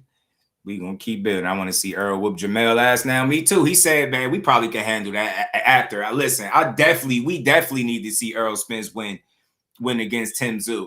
Hell no, he need to call Jermell Charlo out. I ain't never thought I'd be saying this, but nah, Spence need to beat up Tim Tszyu in Australia, the down under, and then call Jermell Charlo out immediately. Forget everything else. Just call Jermell out, bro. Man, nah, that's true. I said it, bro. Errol Spence is the most one-loss, disrespected fighter in the history of the sport to me. I've never seen anything like it. Said the Charlos have a holiday in Houston and nobody knows that. Now listen to my guy that's out there. He ain't known them or none of that. Just listen. Like they not as big as what they think they are. Hey, behind the hands, one more question, yo. If Mel come back right now, because he just said he everybody's biggest fight. Is he everybody's biggest fight, bro? You know what I'm saying? See everybody's biggest fight. Nobody else bigger than Charlo in Houston boxing wise. J Bean. look at my boy. He out there. He know them. He know they pops and everything, bro. You get me? Trust me. It's not what you would think. Me and you would think, right? Like we appreciate them. But hey, J Bean, I'm being real with you, bro. And behind the hands know it. It's a chance that me and you, J Bean, appreciate and respect him more than the people do out there in Houston. I didn't know that. I thought it was the other way too. I'm like, yeah, man, they the dudes out there. They the twin brothers, man. They Houston, they that. No, it's not like that. I swear. I was surprised when I seen it, but I'm like, oh, okay, it's really not like that. You know what I'm saying? Well, that's what I like to hear. And I appreciate you. You know, we are on the job. Troy was good. Running late, bro. What's good? What's good, Troy? Shot bigger. Hey, look. I'm trying to tell you. He said, okay, just October 29th, 25, Eddie said that they was in talks with Mel and he asked for 10 million. Okay, I remember. You see what I'm saying? See what I'm saying? I ain't lying. I ain't going to tell y'all no lies. Y'all know this. PBC going, what you said? PBC going to have the comp free tickets for any Charlo fight, especially if it's in Houston. I'm telling you, bro. Like Jermell. He's not my favorite fighter. I like Jermell still. I like him. Fighters bigger than Charlo in Houston. I'll let my guy probably can answer that. Hey, behind the hands, who the biggest fighter in Texas you think, or Houston, should I say? Do I got it wrong? Is it Charlo? But we're gonna keep cooking. But if you could answer that for me, Matt. Maul jaw jab with tilt. Mel head even more. Yeah. Tell you, shit it ain't what he say it is. It ain't what he thinks. So he's now training. He's now training with Ronnie Shields. Sometimes, I mean, he put out some pictures of him and your brother together. But he made this quote. He about to hate on all that. Talking when someone asked him about you, who else is he going to get a big payday from? I mean, that's the only reason why he's calling me out. He knows how the sparring went. In fact, everybody in the gym knows how that sparring went. Coach Derek James knows how that sparring went. He just wants some money, end quote. Your response to Errol Spence. Oh, shit. Brian Custer, The Last Stand, was there years ago. You didn't see nothing. You just seen two young guys fighting and bumping heads. Ain't nothing else happened. So I don't know what I'm cool with them. Like they know that they could just try to like, they think I'm like, oh, can't handle my nah, look, I'm not worried about Errol Spence. I'm not worried about when my brother them posting and training with Ronnie Shields. Right, Zach, Ronnie Shields is a fighter that had taught me here. Zach, I had to get the lawnmower over here myself, bro. What I got in my life in this field, in this boxing shit, really comes from what's in my heart. I ain't worried about that. So Errol Spence go train with Ronnie Shields. I moved on from Ronnie Shields in 2020 in 2015. Really, I ain't worked with Ronnie Shields in a long time. and I'm still busting ass and winning world titles and knocking boys out. So go ahead, train with Ronnie Shields. Ronnie Shields, he barely could keep a hold of Maul. So what they talking about? Maul was just went pulled up on Earl that day when he went to train. I don't even think Earl probably would care to train with Ronnie Shields. But if they do, go ahead and work out with Ronnie Shields. That's cool. Nobody got the best gym in Houston. I got the best gym in Houston. So hey, behind the heads. And look, we just play. We having fun. My guy out there, so I wouldn't be asking for no reason. And he in the gyms in Houston. That's why I'm asking my guy. Like, I might think I'm joking. We not clowning on Mel. Look, in Houston, the guys are not from Houston. It's Shakur, Shot, Michael Angeletti, Breon Gorham, Ray Ford. And he saw the sparring. EJ beat the hell out of Mel. Now, look, I'm talking to somebody that know. You get what I'm saying? I'm trying to tell you. Should be wild, bro. It'd be crazy. Hey, behind the hands, who got the best gym in Houston? Is it Mel Charlo? So, as far as professional boxing and what I put in the gym, hey, come check out Charlotte Boxing Academy out there in Richmond. So, nothing they could say, nothing that Earl them could do. Say they in my weight division, guys. They just look. That's all it's about. I don't got no beef with nobody. I don't got no smoke with nobody. Now, look, I was upset. My brother got on the last stand and he started speaking crazy about, oh, Ennis is a person, Bad matchup. you know, He said. someone He said. that I, He said. yeah, He said. yeah. Ennis was a bad matchup for you. Yeah, like yeah, that. and then he also elaborated to call my wife a lunatic and Mel Lane. I'm not in it. He went on to do a little bit of everything, you know. And he talking about our, you know, he would defend. He wouldn't run from Canelo. I remember this like it's the way he said it, Cal. And he put his face in the camera. I got the best gym in Houston and smacked his chest while he was saying it. He said Errol Spence could go train with Ronnie Shields. You know him. Maul just met him in Detroit. Something wherever he said. I don't even think Earl interested in working with Ronnie. But if he is, let him go do that. He sound hurt. He sound mad. He sound a little disgruntled or something, man. He sound a little pissed off about it. Best gyms are Jay Prince, Shakur, Main Street, Shop, Ronnie Shields, in that order. Shout out to my dog. And he in all of the gyms. And he know. I'm just telling y'all. That's why I like talking to my guy, because he give us the real. Got upset and put it in the air just like one man. Right, yo, this dude is crazy. Hey, Cal, he wild, Mike. Oh my God. vividly, bro. Funny. Like, damn, you wouldn't run. What you know, like, no. And I sat back and I called him and talked to him personally. Like, we were just kind of kicking it, bro. Why you go out and say these things? You was feeling good at that time or something? Like, what's up? You know, and like, well, you know, and then I didn't mean it like that. No, bro, you said what you said, and then he go out and do a little bit more stuff, and then I talk a little bit of shit. I put it on Twitter, like my brother on some Cain and Abel shit, like nigga attacking his own family. Like these niggas can't beat me. I'ma still ride with you, 33-0, with over 5 years of fucking chaotic problems with you and your family, your kids. He's single. He living in the streets, running. I mean, look. I'm putting on boxing tournaments for kids and my nephews and my brother kids, and I'm doing all these kind of things. All right, Brian? My brother, he got a big old mansion, pool parties and stuff. He let teenagers have 1,000 kids come over and they all partying at my brother. That's not how I run and live my life. Yo, snitching in real time is diabolical. Having pool parties with teenagers, thousands of kids is wild, bro. You just can't leave. You could just imagine how people perceive that when he just said all of that. Man has opened and closed 3 gyms now. He has no ability to run a gym. Facts. And this is somebody that's there. Shout out to my dog, man. And I like Mel, but I like the truth more than I like any fighter. Say they in my weight division, guys. They just look. That's all it's about. I don't got no beef with nobody.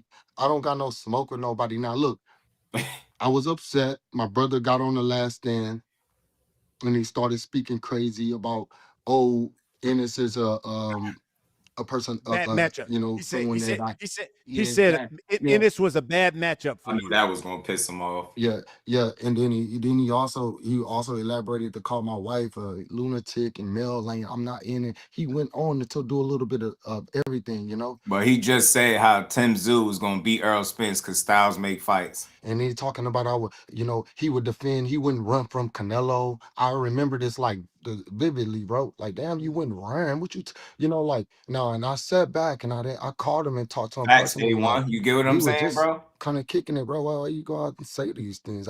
You was feeling good at that time or something? Like, what's up?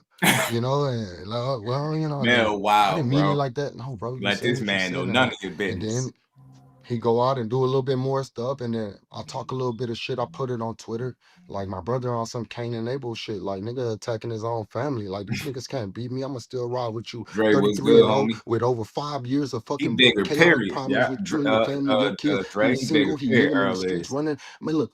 I'm putting on boxing tournaments for kids and my nephews and my brother kids and I'm doing all these kind of things. All right, Brian. My brother, Calling he him got a Ryan. big old mansion, pool parties and stuff. He let teenagers have 1,000 kids come over and they That's all crazy. partying at my brother. That's not how I run and live my life. And Butcher, what I'm what's good, speaking on homie? is something personal, like, and I That's really won't nasty jump into work. that. But like my son, his son come to my house and hang with me, and we go to the boxing gym and work out. My son come to go over there and hang out with him. He going party and stuff, like having that's just two different type of guys. So y'all stop trying to run up on me as if I'm not trying to hold it down for our future. You only seen Jermell Charlo and trouble a couple times, and I still bounce back from all of that. Mm, In these fights, I lost a couple times. I had a draw, still bounce back. That's what the mm. name of the game is. Life ain't trying to hold me down. Are you in as of Right. right now? Are you and your brother's relationship? Has it mended or where is it right now? Man, I believe it's better to just stay out the way and just like focus on me. You go focus on you. You don't need to, I don't talk. I probably talked to my brother 2 times this year, and that's by choice a little bit because we just not on the same page with life. I want shit, family, kid. I want to live life. I go fishing. I'm at peace. Like your boy at peace right now. Yeah. And then I feel like I'm way more fired up because I got what I got. I got family to feed. It's a little different.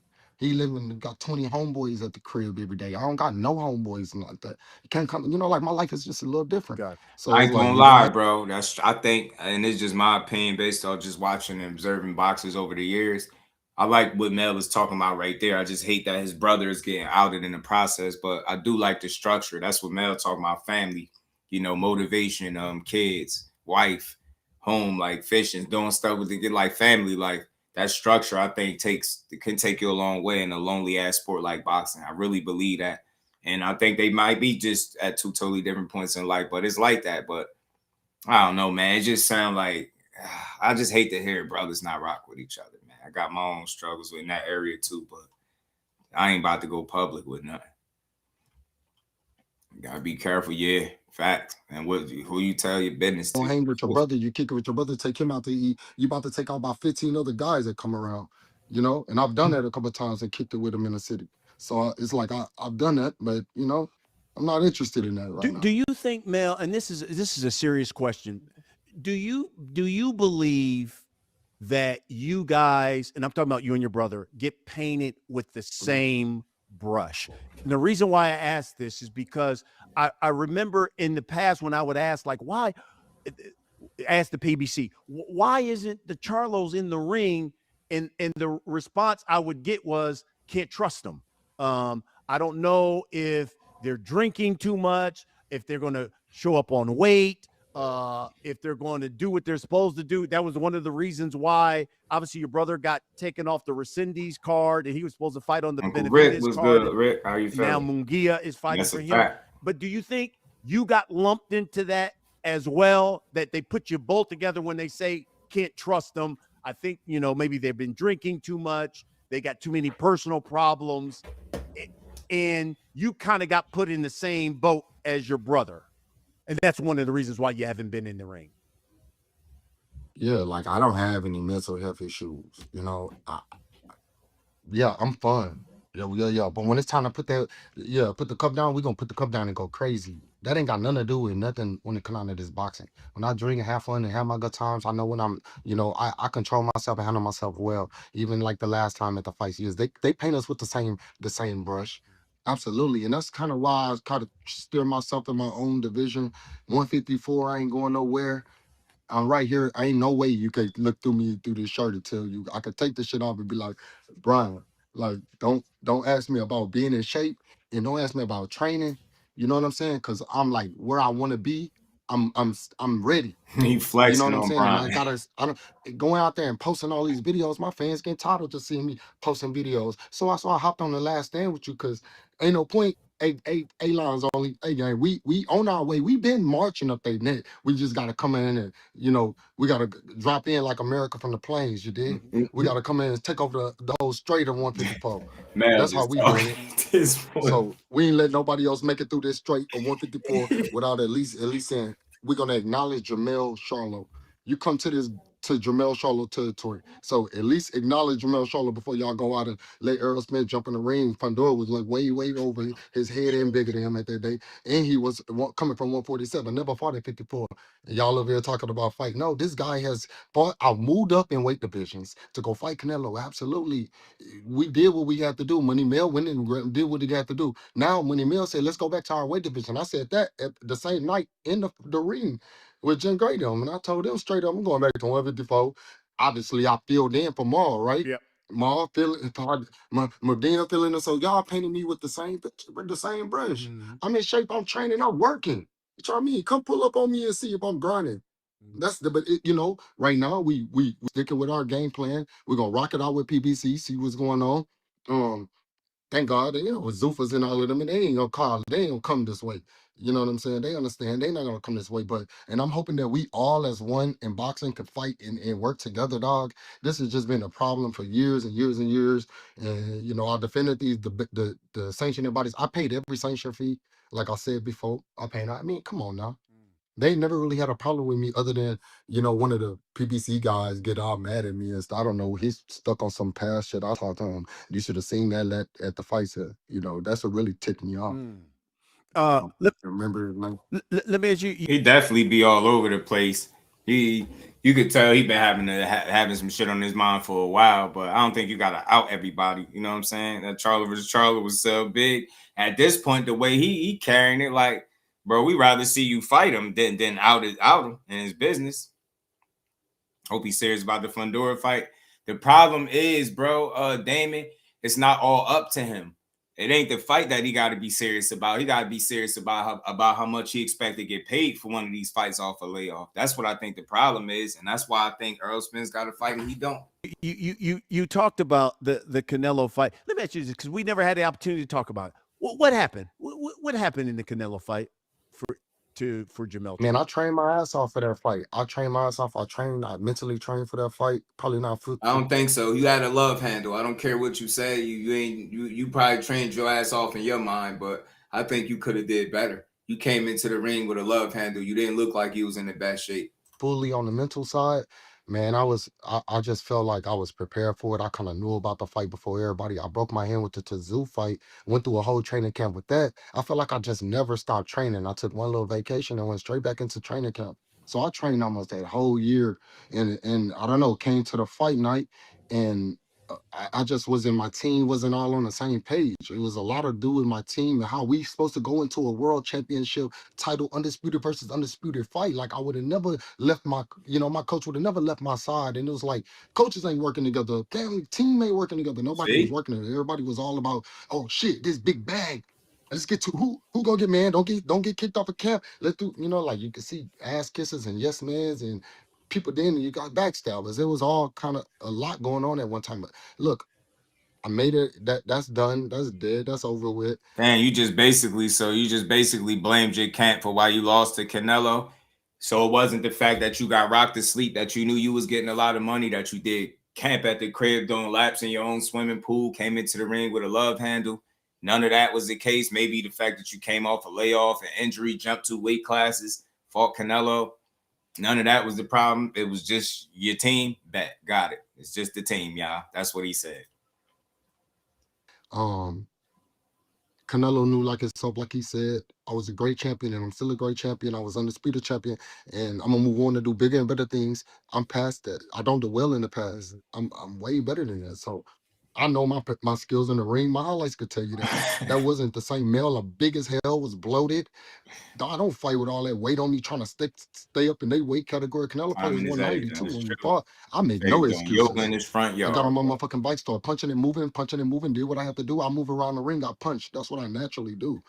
Especially when I know that knockout ain't right there and presenting itself, but exactly when that knockout come, you know I'm gonna go for it, just like every other fight. Cause I know I moved around, punch, we bang. It's a difference. My 154 is cool. They can all claim it, this, that. I'm still under the last undisputed 154 champion they ever had, and the first. Yep. By the way, when we see Mel back in the ring, who's going to be your coach? Because you're no longer with Derek James. Errol Spence is no longer with Derek James. What happened?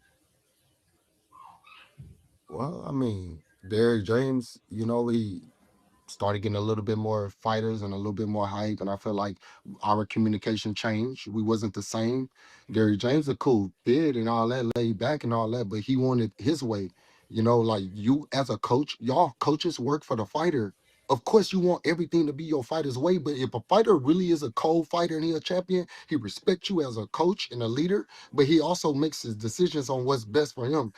This coach coming to the game and trying to tell you, nah, nobody come to the gym, nobody. Nah, you telling me like what's taking my comfort away? I remember one time Erdogan had a dog and I had a dog too. We wanted our dog to be training while we sitting there watching. Derek ain't letting none of that type of shit happen. Then he running around like, I don't know, it's just a lot got to Derek. He wasn't the same during this fight. He didn't train me as much as everybody thinking during this fights or half of these fights. Anyways, I always had Juan Guzman, who will be my main trainer. I got Holly Williams Sr., who will be also the second chief. I got Nick. I got a lot of different people that we gonna work together. That we good. I don't need. What are you talking about? I already did all that shit. I done knocked these motherfuckers out. What they want to do? Run into one of these right hands? My bad. I get a little angry. Yeah, you get it. I don't need none of these motherfucking coaches. The coach need us. Then they treat us like you too big. Don't get too big, coach. Calm down, coach. I'm the one that was your first champion, this and that and the third. What you talking about? Sit back and let me get this money and you be cool. And it was like that, but he's starting out having his own personal feelings towards everybody and everything. Yo, and that's what ruined. He said the coach wanted his way. It sounded like you wanted it your way. Ain't that why Ronnie Shields ain't with you? You can go in the ring. You can't go in a world title fight. You got to remember, Anthony Joshua was getting ready for he fought right before I fought, and then Errol Spence fought right before I fought. How much training camp do you think I had with Derrick James? But then whenever he with this big ego, and everybody got to listen to him because he the main coach. No, nigga, it don't work like that. You better shut the fuck up. I've been training my ass off with this dude that came from New York. He sleep in my house. We wake up, eat breakfast, and cook and train. And then when you come in town, you don't even speak to him or even check on to see how I'm training. Yo, this is wild. What's messed up about it? I went through that during that Canelo time, bro. You didn't even check in, nothing. You don't even know what's going on. Al Booger. Hardly even see you during the fight week. Said Mel on this site. Well, let's talk 154 world Jermell fucking Charlo. Well, let's talk about 154 because we got 10 more minutes, y'all. We getting through. Boots and Xander are going to fight. What do you think about that fight? Who wins that? Man, it's a 50-50 fight in my head because I think Boots wins that fight. 60-40 in my head. 60-40, Boots wins that fight. He's gonna be that kid. The Puerto Rican, yeah. Boots fuck around and knock him out. Boots fuck around and knock him out. Wow. Boots ain't been down. His hand been dropped and all kind of shit. He done tasted that floor a lot. Do you see yourself? I think Boots knock him out. Do you see you and Boots fighting? And your brother think Boots a bad style matchup for you. So hey, there we go. Beating him up. Beating him the fuck up. Yeah. If we can do something and work with Eddie Hearns, I don't know how that works, bro. I don't know. We don't got too much time left in this boxing shit. You know what I'm saying? We want to make sure that we get to go out with a bang, Yes. Looking stupid and foolish. I want to look good for my kids. But if I gotta go, we already had conversations, baby. Hey, daddy, boxing is hard. They over here, they be too worried about having an undefeated record. Everybody worried about having an undefeated record, but they don't got too many zeros on their account. But okay, protect that. Oh, how about Virgil Ortiz? That'd be a Texas. That would be a Texas banger. Virgil Ortiz, and obviously he's got to work this stuff with Golden Boy. But could you see a Jermell Charlo and Virgil Ortiz, a big Texas fight? I'm sorry. It just nothing you said right now made me just want to get happy because I can't fucking think about Vergil Right. Ortiz with all that shit he got going on. Like, oh yeah, Vergil Ortiz, yeah, the fuck, man, you fighting lawsuits and shit. You tripping. You go listen to this dumbass manager that don't know shit about boxing. These people been doing this shit for fucking 10 plus years. I was signed with De La Hoya for 7. Like, you come on, bro. Like, do that shit better, bro. Get this dude out your ear. Go fucking talk to this man like a man. Get what you Right, need Judah. and train. I think a lot of them Virgil have a bunch of fights that he had to pull out of because he has some like health issues and something like that. Right. Come on, these people been riding by your side. You pulled out of 2 fights with this same medical condition. Let's be real with it. Jermell Charlo speaking. Go handle your business, man. Don't listen to some guy. I mean, look, I get it. You might want more money and you I want to fight remember. right away, and it might make you I look remember bad today. because your dude negotiating kind of weird for you, but just sit down and have a conversation about it. What you think? Yeah, I hear you. He said, what you think? Mel went off. What you think? How about this one? We had him on The Last Stand. Tony Harrison. Tony Harrison was on The Last Stand last month. He told us, he said, I had a phone call with Jermell Charlo, and he told me I was his hardest fight, and that he really doesn't want to fight me anymore. And now I know you two kind of trolled each other on social media. Look at BC But calmly he said instigating. he told you, he said, I told him, you got one, I got one. Let's have a trilogy. And he said, no, I don't want to fight you anymore. You're my hardest fight. Did that happen? Please let me fucking talk. Did that happen? He said, please let me fucking My talk. homie that play in the league, Monte Morris. Oh yeah, Virgil Ortiz. Damn, he going off on BC. Yeah, the fuck, man, you fighting lawsuits and shit. You tripping. You go listen to this dumbass manager that don't know shit about boxing. These people been doing this shit for fucking 10 plus years. I was signed with De La Hoya for 7. Like, you come on, bro. Like, do that shit better, bro. Get this dude out your ear. Go fucking talk to this man like a man. Get what you need and train. I think a lot of them Virgil have a bunch of fights that he had to pull out of because he has some He like only health issues. pulled out the Stanionis fight. I think it got canceled 3 times. I think 3 times. I think it got scrapped like 2-3 times. Shoes and something like that. Right. Come on, these people been riding by your side. You pulled out of 2 fights with this same medical condition. Let's be real with it. Jermell Charlo speaking. Let's be real with it. Handle your business, man. Don't listen to some guy. I mean, look, I get it. You might want more money and you want to fight right away, and it might make you look bad because your dude negotiating kind of weird for you, but just sit down and have a conversation about it. What you think? Yeah, I hear you. What you think? He said he really wanted BC answer. What you think? But you saying it, if dude is negotiating weird for you, then there's the problem right there. And while he's negotiating, he's not even speaking to you or your manager about said fight. So who really playing games? I don't know. I don't think Virgil was being like unappreciative of the opportunities that Golden Boy provided him with. I just don't think he liked the way Oscar was moving when it came time to this Boots fight. That's what I think. How about this one? We had him on The Last Stand. Tony Harrison. Tony Harrison was on The Last Stand last month. He told us, he said, I had a phone call with Jermell Charlo, and he told me I was his hardest fight, and that he really doesn't want to fight me anymore. And now I know you two kind of trolled each other on social media, but he said he told you, he said, I told him, you got one, I got one. Let's have a trilogy. And he said, no, I don't want to fight you anymore. You're my hardest fight. Did that happen? Please let me fucking talk. Did that happen? Please let me fucking talk. My homie that play in the league, Monte Morris called, and they offer him Flint, Michigan, and Dallas and stuff. Flint, Michigan, and the Detroit. He called. We talked on the phone. Definitely haven't spoken to that guy since I knocked him out or nothing like that. So listen, the first fight with Tony Harrison was a controversial loss that I should have never had. The commissioner of New York knew what the fuck they was on. I didn't like that shit. They got cheated. Y'all, everybody in the world know. Y'all go back over that fight. I did what I was supposed to do. I redeemed myself. I knocked him out, and then y'all. He's missing in action. We don't hear from Tony Harrison. He didn't fucking got knocked out by the zoo. He didn't been swept under the rug. Tony Harrison should have been retired a long fucking time ago. Tell him he's a great talker, and I told him this on the phone. But you need to start a podcast, and maybe I'll just join your podcast like I'm joining Brian Cusses, and you just stay respectful, and we can argue a little bit and have a little mix of money. But man, send me my fees, and that's it. I'm not gonna fight Tony Harris. He's bringing some absolute. I'm talking serious boxing shit right now. I'm not telling you wasting my time talking to you about no fucking Tony Harris. And we knocked him out already. What do you want? He did. He done. We never fight him. He done. He can't even knock out the niggas. That's Zoo.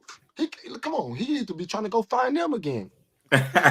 Go to fight a fucking exhibition or something in Detroit. Chill out, bro. He Go fight an exhibition. Go fight an exhibition is crazy. He told that man to go fight an exhibition. Ain't Tony Harrison coming back with another fight? So did you have the call or not? Exactly, right? Exactly. Rick, you caught it? Rick caught it. Just made it seem like you ain't talked to the man. You ain't talked to him since you knocked him out.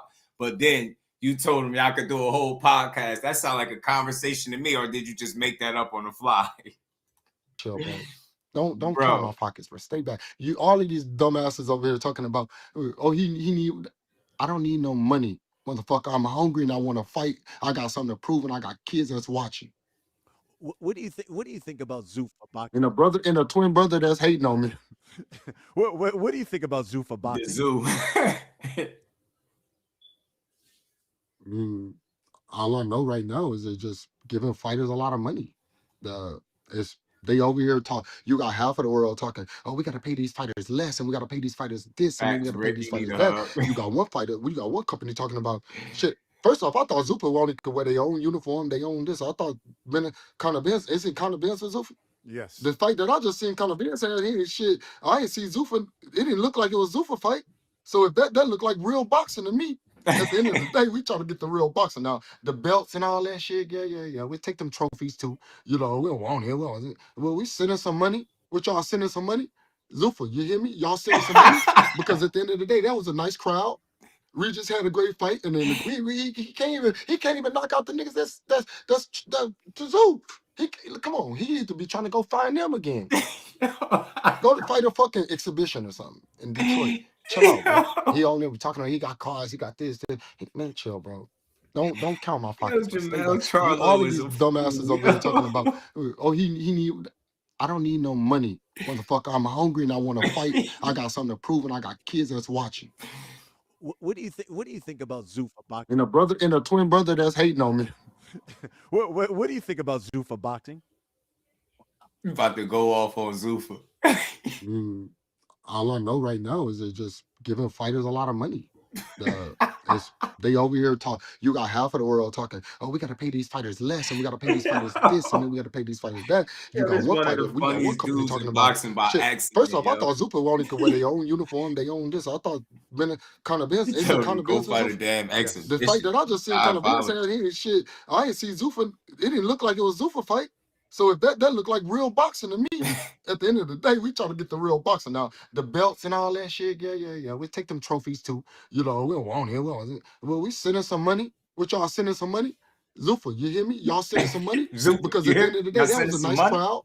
We just had a great fight and then a great retirement party. Conor Benz, he move on to the next level. They still talking about world titles. They still comparing him to real boxing.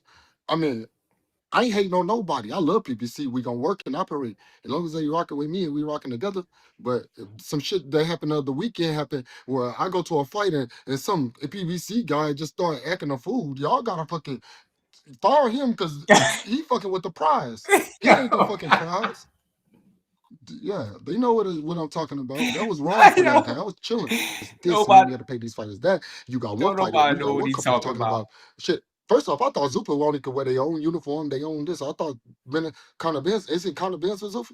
Yes. The fight that I just seen Conor Benz had here, shit. I didn't see Zuffa. It didn't look like it was Conor Benz. Zuffa fight. So if that looked like real boxing to me, at the end of the day, we try to get the real boxing. Now, the belts and all that shit, yeah. We take them trophies too. You know, we don't want it. Well, we sending some money. What y'all sending some money? Zuffa, you hear me? Y'all sending some money? Because at the end of the day, that was a nice crowd. We just had a great fight and then a great retirement party. Conor Benz, he move on to the next level. They still talking about world titles. They still comparing him to real boxing.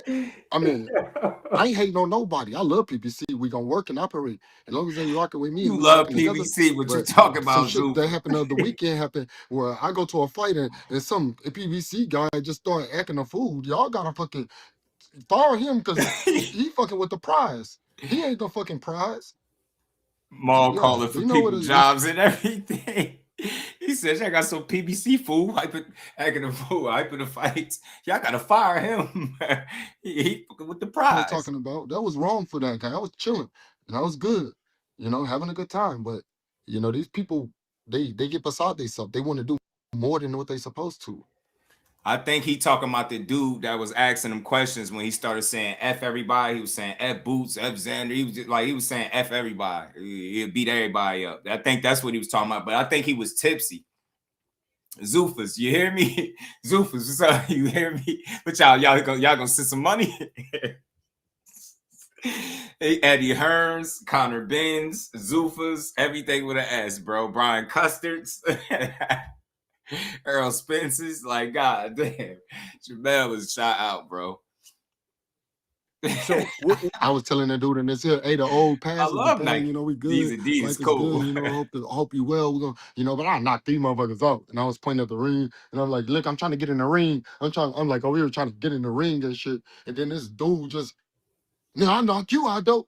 Bro. But what? I looked at me, and then I thought he was just talking at, wait, bro, I look back at the crowd. Nigga, are you talking to me about what the fuck is his name was Chase? He worked with PBC, they should fire him. He should never work there again. Because I couldn't really cause out a problem. I lost it. He just split everybody in arms. Like, what the fuck was dude talking about? It's just I'm gonna get off of that. You probably could clip that or not keep it. I don't give a fuck. This is what I said. But they gotta come on with it, bro. Let's He said, I'm gonna get off that. But you could cut this clip. Oh no. BC sitting there looking at him like, bro ain't about to cut nothing. He about to get his work, bro. We about to get this whole interview unfiltered. Jermell Charlo telling us how you really feel. Let's do this shit correctly, dog. Oh, and I'm gonna come back and knock everybody out that I said.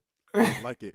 All right. So here it is. We'll wrap it up with this. For the fans that have been fiending to see Jermell Charlo back in the ring, what's your message to the fight fans? Right, hey, we on our way back.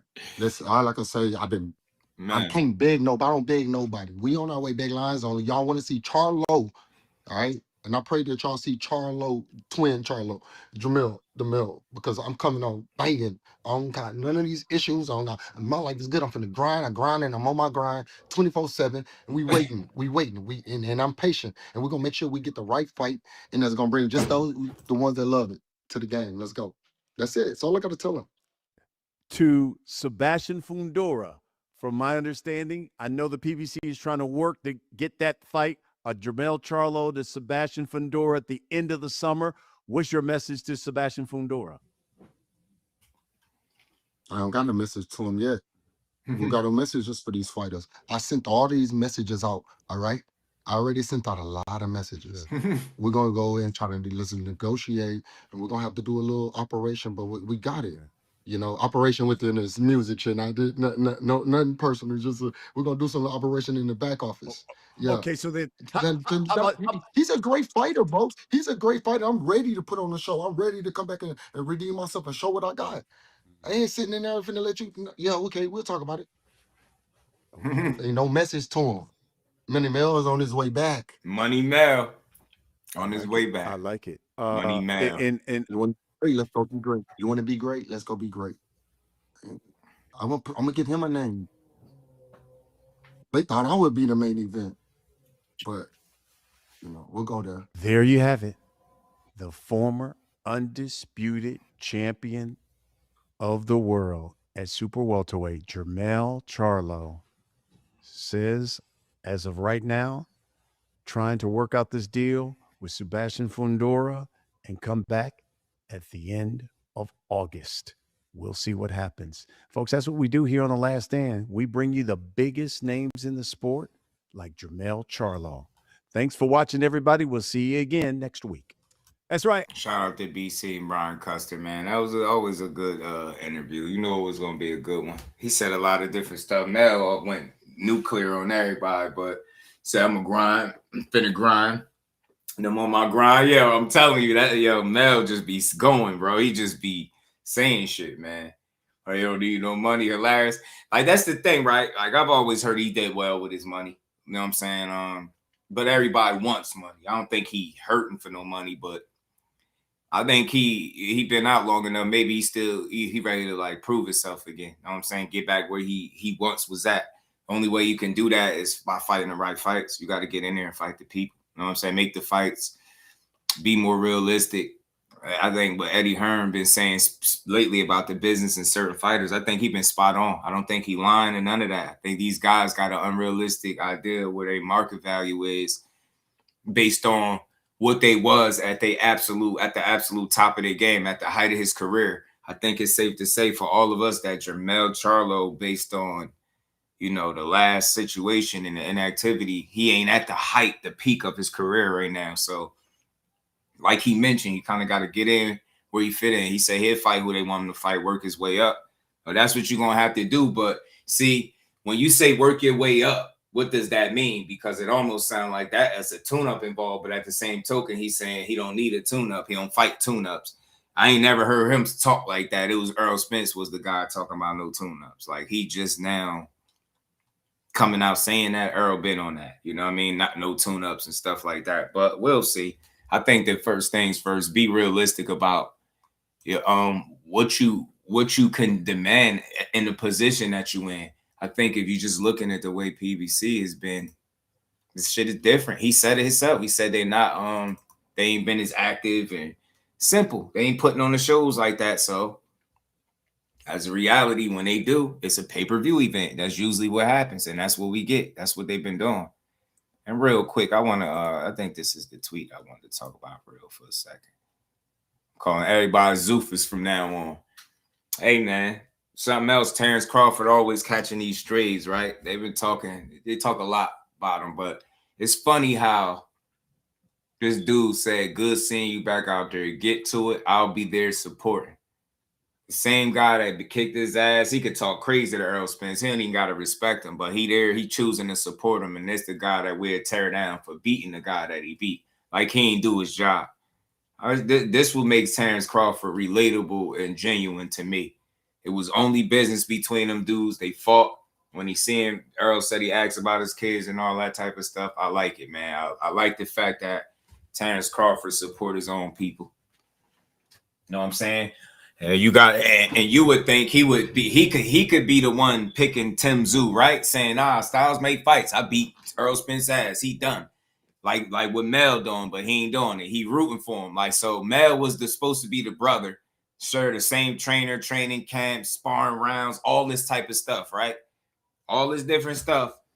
And you working out with them, you promoting them, you talking about them, you supporting, and then you switched up on the man. And then you picking against him, but the guy that he last fought that kicked his ass is rooting for him. Shout out to Bud Crawford, man.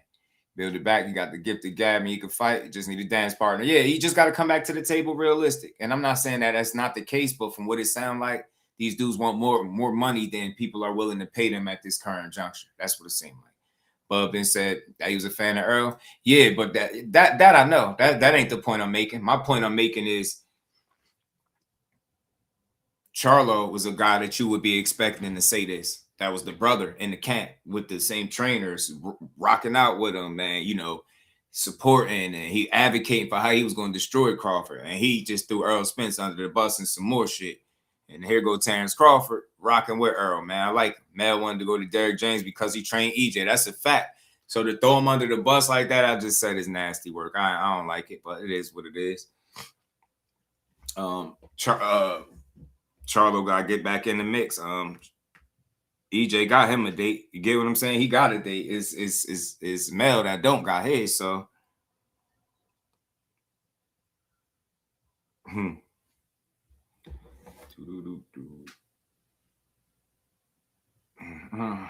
that's interesting. We're gonna talk about that. Shout out to Kyle, man.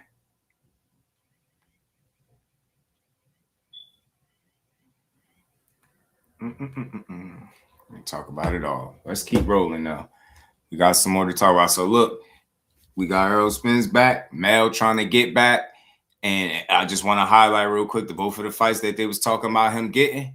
Errol Spence ended up in talks with both of them, whether it was Fundora and then it was obviously Tim Tszyu. Remember, Mel was supposed to fight Tim Tszyu once upon a time. Remember, he said he injured the hand. He was talking about fighting Fundora, wanting to fight Fundora. And it's Errol Spence, man. He the priority, I think, with PBC for obvious reasons. I think it's business. I don't think it's nothing personal. I think they just they take care of their people and they're able to make that return on their investment. Yeah, man. They invested in the Errol Spence business. But let's get to this, man, this weekend, man, because we seen a Mexican monster, the Mexican maniac. I mean, whatever you want to call him. That dude fought like a man possessed. He ain't normal, man, at all. David Benavidez is different, man. But every time somebody shows out, you know, people start hating and they start coming up with all these different narratives.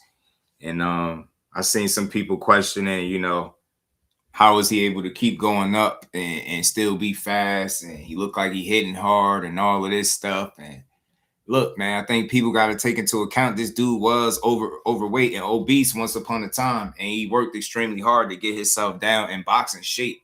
So I think like him putting on the weight while boxing, and you get what I'm saying? I just don't think it compromised him the way it did, because it ain't like he never once was big before and he just getting this big and it's like, oh shit, he's super fast like you. He was even bigger than what he was on fight night before and still had hand speed and stuff like that. He just an anomaly. I mean, any 15-year-old that's sparring with Kelly Pavlik and a number of those other guys that he was sparring with is not a regular guy at all. So, you know, David did what he typically do to guys. Put hands, feet, fingers, toes, knees, elbows, everything. Kitchen sink. He hit you all over the place. I mean, he hit Zordo everywhere but the bottoms of his feet, for real. To be honest with you, I mean, he hit him everywhere. He's beating his ass. And I don't know. I don't question why he looked the way he did. I said this. I said his speed still was the same, which it was. It looked like it.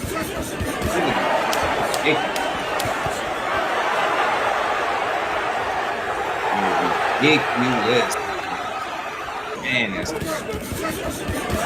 video game shit. Like, man. Got started at almost 300. Goodness, bro. You beat this man into submission, bro. He really beat that man into submission that night. Yeah, GGG too. Yeah. That's how you know he different. He was different, man. So I think sparring and getting world-class work at such a young age, man, and mixed with the way his father brought him up and the way he, according to him, I think that turned him into the Mexican monster that we watched today. I get it. He's a bit of an anomaly, and it's hard to understand why somebody that big that put on 25 pounds is still as fast, if not faster than it was at the previous weight class. I don't think it's PED related. I think it's hard work, bro.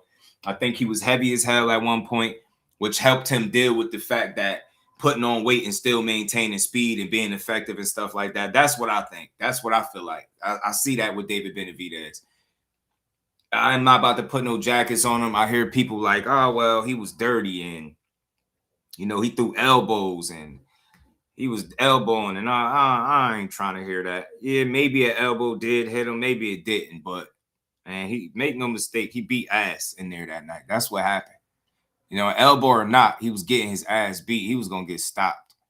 Where is this video at? I gotta pull this little video up with somebody. Like, this is what we do to our boxers when they win. We get right to overanalyzing shit. Look at this.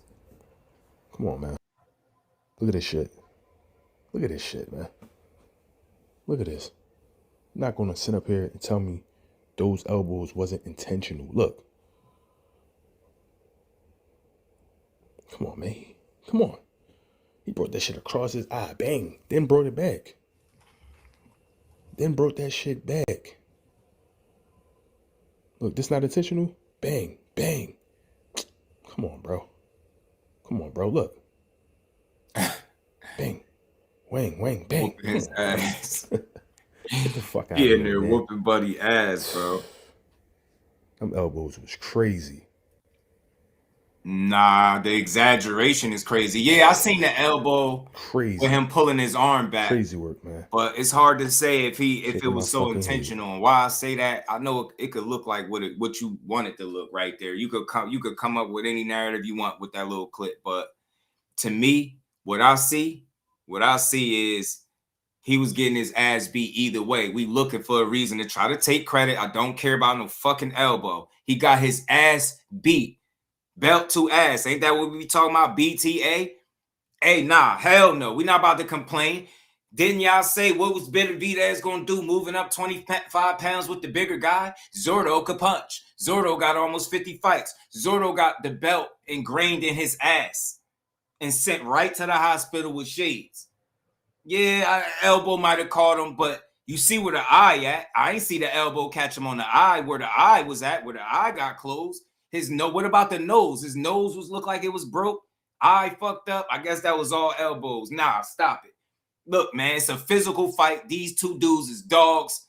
David Benavidez wasn't doing no complaining. He was about beating ass that night, and that's what he did. Stop looking for a reason to try to take credit from a guy that's doing exactly what he's supposed to be doing. That's what's wrong with boxing, all this fake overanalyzing. Bro, the reason he got his ass beat is because he was in there with something much different than he'll ever be in front of again in his professional life. So the elbow might have landed. I seen one land on the way back. You could call it intentional all you want, but we know who got their ass beat and why. This was BTA. Come on, man. Blistering combinations. That's what that was. I seen the elbow right there. I seen one land. Not going to sit up here and tell me. But we're not going to sit up here and act like the elbow caused that eye to be like that. That's what we're not going to do. See that? I see the elbow hit the chin. Where did he grab? He grabbed his fucking eye and went to the ground because he got beat into submission. I don't want to hear shit about no elbow that managed to hit him while he ain't close. Like, man, hell no. Man, that shit, it could be intentional, unintentional, but this ain't the deciding factor. The deciding factor was he was in there with the Mexican monster on Cinco de Mayo. Get the fuck out of here, and Benavidez low-key probably thought Canelo was still out there watching him, and he made sure he made a statement. Didn't I say people he was going to make a statement on this night? There's no more Canelo fighting on these dates to me. It'll be foolish. This need to be the dude fighting on Cinco de Mayo every single day. Every single day. You know what I'm saying? Every single day. This who it need to be right here. Shout out to my brother Mike Kirkland, man. Always supporting the grind. Said Benavidez was an animal. I breed my entire yard with that good big dog. I'm telling you. Smoking me TV said it was intentional. Nah, I think it's debatable. Seen two elbows, but he was still getting spanked. Yeah, the elbows ain't what caused it. And people, you know, I seen a couple of the posts with the PEDS and, you know, saying he on this and he on that. Nah, he on demon time. We know this. You know what I'm saying? We know he on demon time, bro. This boy be beating all kinds of ass. I said the hand speed was going to be too much, the combination punching and the gas tank. That's what it looked like to me. That's what it looked like. That's exactly what it looked like. Zordo was slow. He rated his own speed of 4, right? And that's what it looked like. Zordo would get some shots in. He knocked David back a couple times. He landed some good shots, bro. He landed some really good punches. But he got his ass beat. Like bad. Like he ain't never been in front of nothing like that. And I know that's what it was. And I remember I told y'all from that sparring. Remember I told y'all how the sparring looked? I said from the sparring, I said you could look at that sparring and you could see that Benavidez shots and his combinations and speed is going to be the problem when they fight each other. You could see it from the little sparring clip that they dropped. You could tell. You could like, yo, yeah. When they in there with no headgear on, and he said he was getting the upper hand in them sparring sessions, and I believe it. And it showed, bro. He went in there and beat his ass. You know what I'm saying? So I'm not saying nobody that said the elbow landed is a hater of Benvidez. Nah. If you pushing that's the reason he won. That's hating. Or you definitely putting the PD jacket on him. That's wild. I could see if Benavidez is doing something that he ain't been doing his whole career. He been throwing blistering fast combinations like that. He been had a crazy gas tank, punch placement. He been fighting. He said it. He said every single round, I'm trying to knock him out. Every single round, I'm trying to hurt him. I'm not changing up my character for nobody. And that's what he did. He really got in there. Every single round, he tried to hurt that man. He really wanted to hurt him. You get what I'm saying? And he did. He busted his nose up, broke his nose, dropped him, and then he broke the orbital bone up and sent his ass packing to the hospital. So I just want to make sure, like, again, I get the conversation with the elbows. We've seen a couple, one or two for sure. But we all know that he was going to get beat up. I'm about to play this other video from my guy, YSM. He had a coach, Okoye, talking about the elbow situation too. I just like for y'all to hear different perspectives. He probably said the elbows too, but I see it. But I think that's just part of being in the mix, being physical. Like I said, I've never known David Benavidez to be a dirty fighter, is what I'm saying. Like, I've never known nobody got out the ring and say he's a dirty fighter. And you know what I'm saying? So I'll give him the benefit of the doubt. That's the first time we seen it. He damn sure ain't need elbows to beat Zordo. He was packing him up. Hand speed was on another level. That shit crazy. Guy jumping up 25 pounds, not losing speed. I get it. People like, damn, man, you don't see shit like that. But I'm going to say this, just keep in mind, he was bigger once before. I think that helped him manage still being active, fast, athletic, even being heavy. He been working. That's all he do. Like, we seen it in the gym when he was punching with Ryan. I was like, yo, why? Remember, I kept asking y'all. I said, yo, why is he faster than Ryan Garcia? People thought I was just saying it. I'm like, bro, the fact that he hitting the pads and shit and doing the drills and it look faster and sharper than Ryan is crazy. So I get it. You like, man, how didn't he slow down, man? He don't get tired. He did. He been like this his entire career. And he got like, bro, he would have the worst PED body build I've ever seen. This man built like an inner tube, like on a big ass bike tire. Like, he built like an inner tube. That man, six pack, him, bro. He had never had one of them. Like, bro, don't look like he do nothing but like conditioning. I don't know strength, nothing. The way his body look, like, he'd be the most awkwardly built PED user in the history of the sport, bro. Like, I'm sorry, man. Like, I really think, and this is me, if I'm wrong, I think he'll get caught up just like the rest of these cheaters, right? If he's cheating, I hope he get caught just like anybody else. But to me, you listen to the things that he said as coming up, the way his father like pushed him and trained him. That's why he the monster he is. I think his dad created that. I really do. And some guys are just freaking natures. He one of them. He one of them, bro. He one of them. You know what I'm saying? And he willing to fight any and everybody. I ain't going for no Benvidez slander. I'm not trying to hear no PEDs. No, this is BTA. Y'all got the wrong letters. BTA, belt to ass. He went in here and beat this dude like he stole something on Independence Day in front of the world. And now the best thing people could come up with is PEDs and elbows, man. Y'all sad, man. Terrible work. Shout out to Gavin, my dog. Appreciate the love, man. He said, put a 10-piece. He says, funny. People say Benavidez don't have muscle definition and love handles now on PEDs. Which one is it? And I feel he has more power now because he not draining himself on the scale. Now, that's an absolute fact. Remember, I kept making a joke for the y'all that was catching it. I kept saying, yo, the no weight cut Benavidez could be a real thing in boxing. That's another thing. The lack of a weight cut. He was saying it for this camp. I didn't really have to cut no weight. I said, that's going to be a problem for Zordo. I don't give a damn that Zordo was big. It's still not going to matter. He's still going to beat him. Still going to beat him. You get what I'm saying? And remember, we attributed all his wins because he was the bigger man. He was bigger than everybody. Well, it was no mistake as to who was the bigger man as far as height, fight night, weight, everything. It was clearly Zordo. That shit don't matter. Benavidez got something. It's in him, not on him, bro. It's in him, bro. You can't teach this shit, bro. Stuff he do at a high level, you ain't gonna see nobody do that. You're not gonna see nobody fight like that, bro. It's just rare. And he been like that his entire career. Blazing speed, blistering combinations. I'll never forget, I sent my boy the clip of Benavidez knocking out Porky Medina with that combination. I'll never forget, my guy was like, yo, this edited? And I'm like, nah, that was a real fight. That's how he looked in the fight.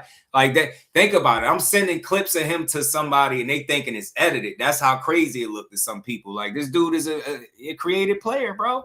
Yeah, creative player. Same people saying on PEDs like Ryan. Man, Smoke, you ain't lying. You know how that go. That's what happens in a real fight, intentionally or not. Yeah, Benavidez beat his ass. I know that ass whooping was intentional for sure. Shout out to Gavin, man. Appreciate the love, homie. Big Dog Willie, my guy. Appreciate you. He said, this is so sad. I met Benavidez downtown Seattle. Talked for 10 minutes in the rain. This dude's the nicest person, a good human. Why hate? You know why, Big Dog? I think because, I say this all the time. I'm going to keep saying it. He's everything that you would want your favorite fighter to be. Now, go ahead and lie. The dude got size, he got reach, he got speed, he got power, he got IQ. Remember all that RoboCop shit David Morrell was talking? You notice how nobody even mentions none of that no more? Like nothing. He beating ass. He's the guy to beat to me right now. David Benavidez is the guy to beat, respectfully. Like I don't care where they put him at in the pound for pound list. He need to be on it. The way he beating people up is not fair. It's not fair, and it's got people questioning PEDs. I say he definitely belongs somewhere high. I don't know where at, and I'll let people argue about it. But if it's anybody that's not on the list or wherever that's low on the list that need to be up, it's him. He's on PEDs. He's doing it all wrong. Facts. You get me? Body type is different. Shout out to Big Dog Willie, man. Appreciate that 5-piece, man. He is a good dude, man. He seemed like a good dude. That's me. What's good with it? But dumbass with a mean back elbow. Yeah, he caught him. And Pride would it do.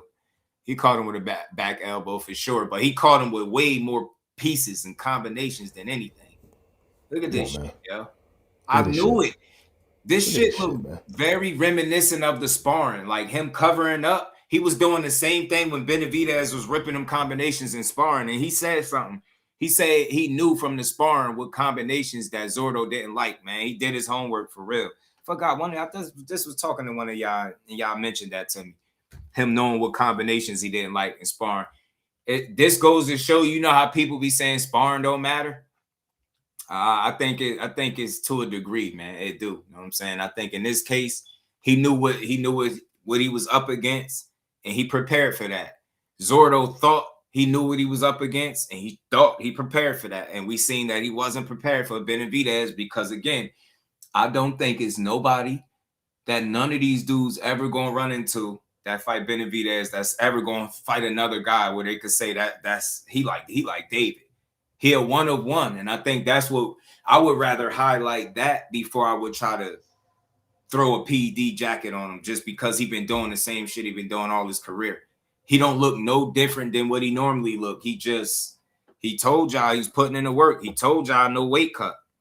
Told y'all it wasn't no fat camp and none of that type of shit. He could just work. And that's what we got. We got a fully focused, determined Benavidez, and he beat hell, fire, and brimstone out this man. Benavidez, the face of boxing to me, no one is moving like him. Simple. Look, I'll let y'all have it. I ain't arguing about it. I keep hearing people say that more and more about him being the face. You won't get an argument from me, but only thing I'll say about that when it comes to the face stuff, being that it be so much arguing and bickering about who the face is, I feel like boxing just too big for it to be one face unless you really, truly like dominant. I think what kills that argument for him, I think what weakens the argument is the ticket sales, bro. Like I never knew that.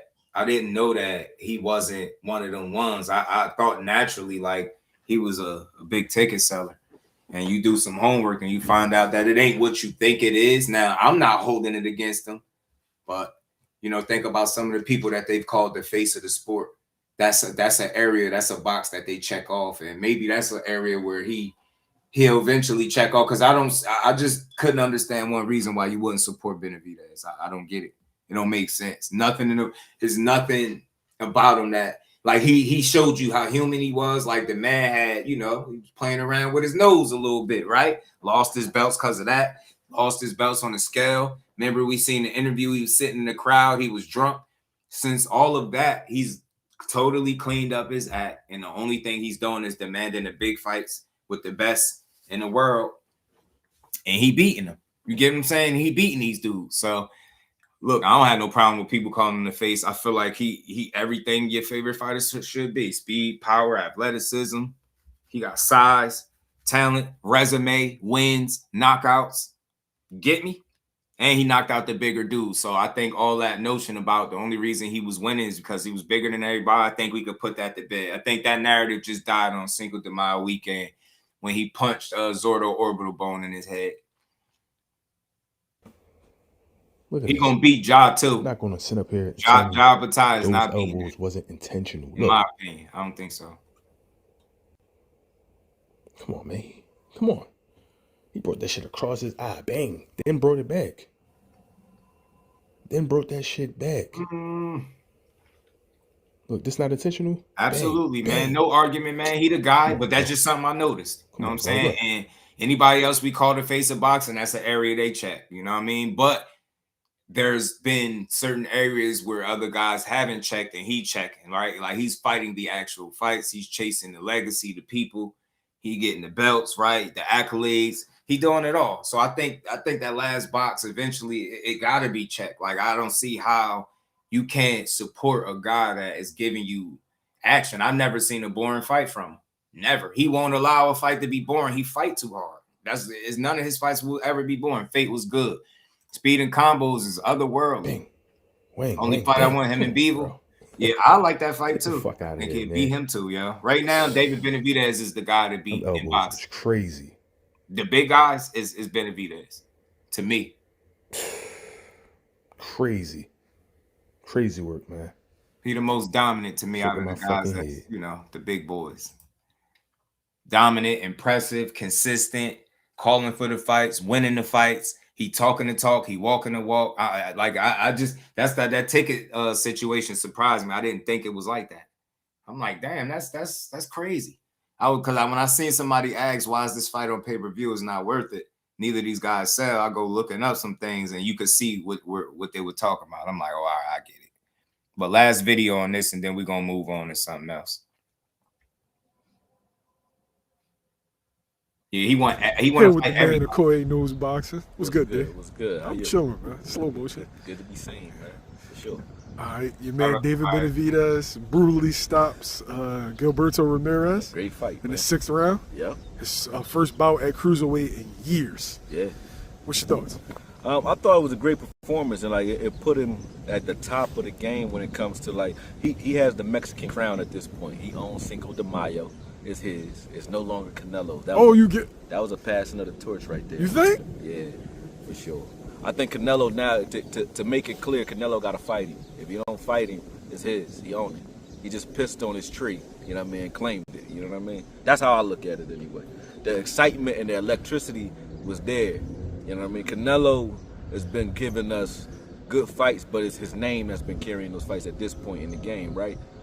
The electricity, though, that was like one of the most exciting 6 rounds I've seen in a minute. That was an exciting fight. And the way he did it, in a weight class that they say he ain't supposed to have no type of popping. It don't matter if you got pop, if you throwing like Gatling gun type punches like that, man. He broke his face. That was a hell of a fight. What was the deciding factor in this fight, right? Because Benavidez was the smaller man. I mean, you could see it. Yeah. But seemed like he visibly to be the much faster man. That's what it was. Hand speed and lack of head movement.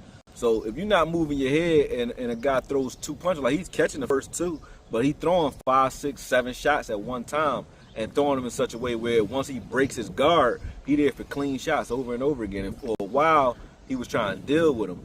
But you even see, and shout out to Benvidez. A good point behind the hand. You see Benvidez switching to southpaw in the pocket, like inside, so he could sneak his right hand around the side and his left hand around the side. Like he kept switching to southpaw quick, and you didn't really see it. It wasn't like he was switching like dancing around. He'd be on the inside and just shift. And Tyson used to do that too. When Tyson used to throw his uppercut, that right uppercut to the body and right uppercut to the head, the reason it was so effective is because Tyson would shift his body to southpaw while you're on the inside, catch you around your side, and then uppercut you from both ways, right? And that's why he could do a double uppercut. It wasn't a rear hand uppercut because he wasn't doing it from a conventional stance. He was doing it as a southpaw. That's why it was quicker.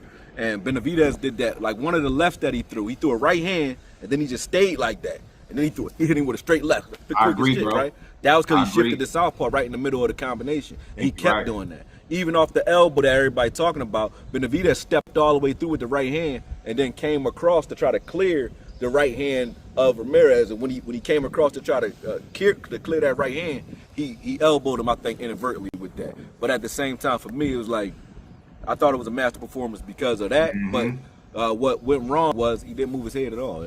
Main man didn't move his head. You got to move your head if you're fighting Benavidez. You definitely, if you're not gonna move your head, you got to be a guy that can move on your feet. And if you can't do that, you can't be in the same place after that first shot land. Like, if you got a high guard, you're a punching bag against him. You're just a heavy bag, and that's how he treated it. Now, speaking of, we all knew that Zordo don't move that head, man. At least it was like the only time his head was moved. I think it was him when he was getting hit, bro, was sitting right there just getting punched repeatedly, man. No head movement, very slow, stationary, just not athletic enough, not fast enough to deal with what was coming back at him. And that shit was obvious, man. You know, it's crazy.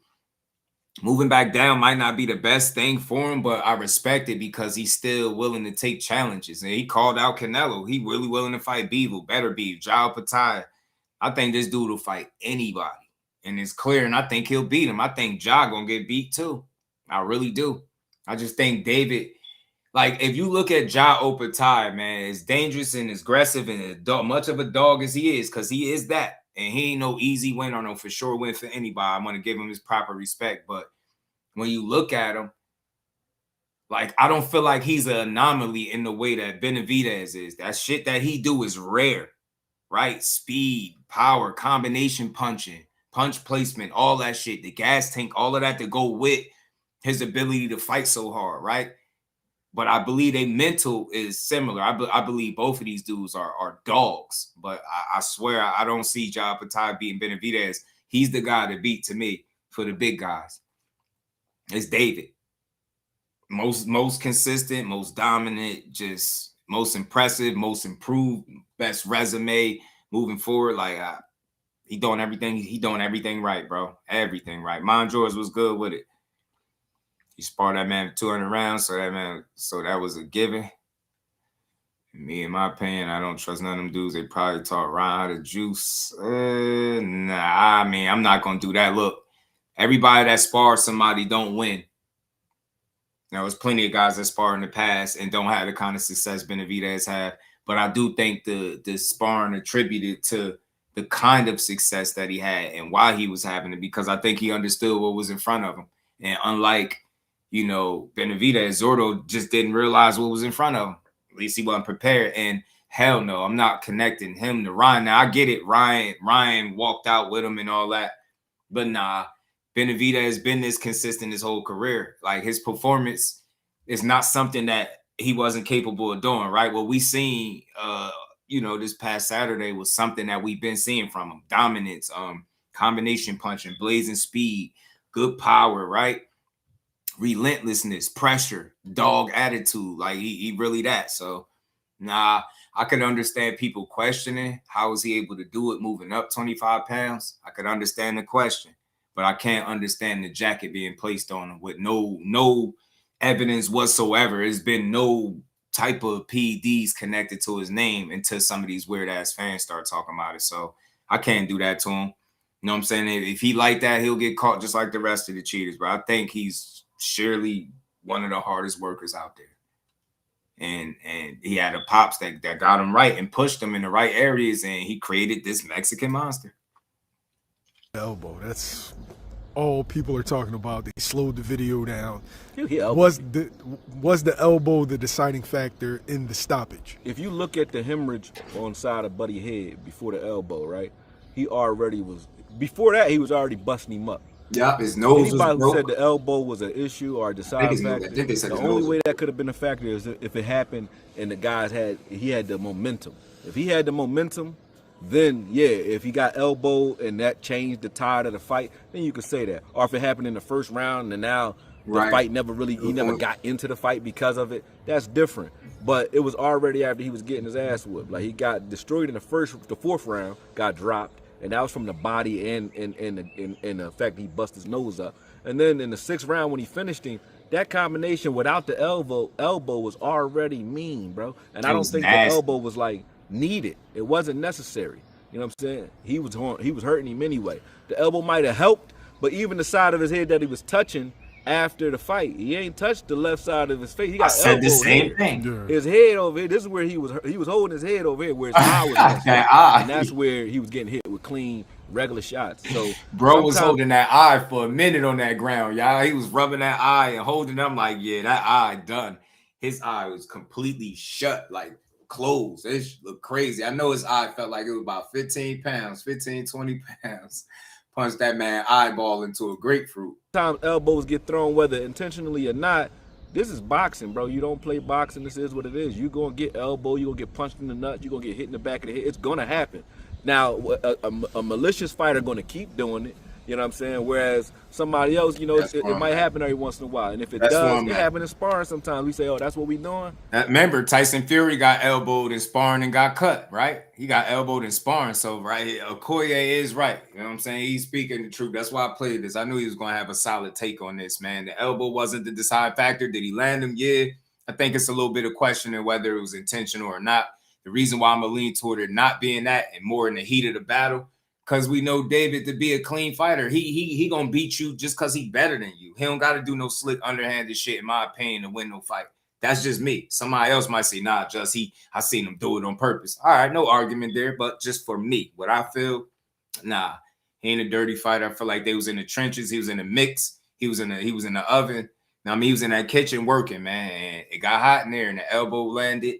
But I seen so many other punches land, and like I said, the elbow landed on the left side. He was grabbing the right eye, so.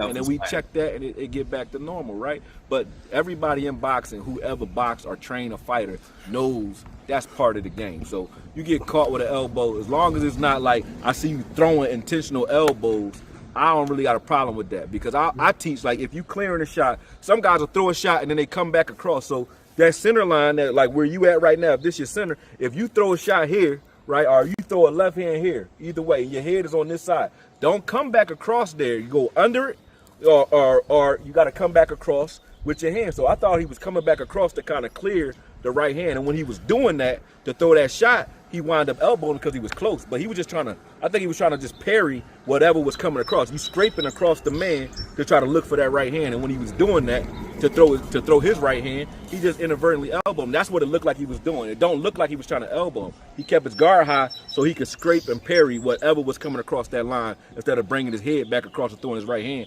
You get caught with one of those, you're done. Yeah. So especially you at cruiserweight with the much bigger man. That's part of defense. So when he came across, he just was keeping his guard tight when he came across. And when he came across that, he was looking for the right hand, but they were so close that he wound up elbowing him. I don't think it was intentional.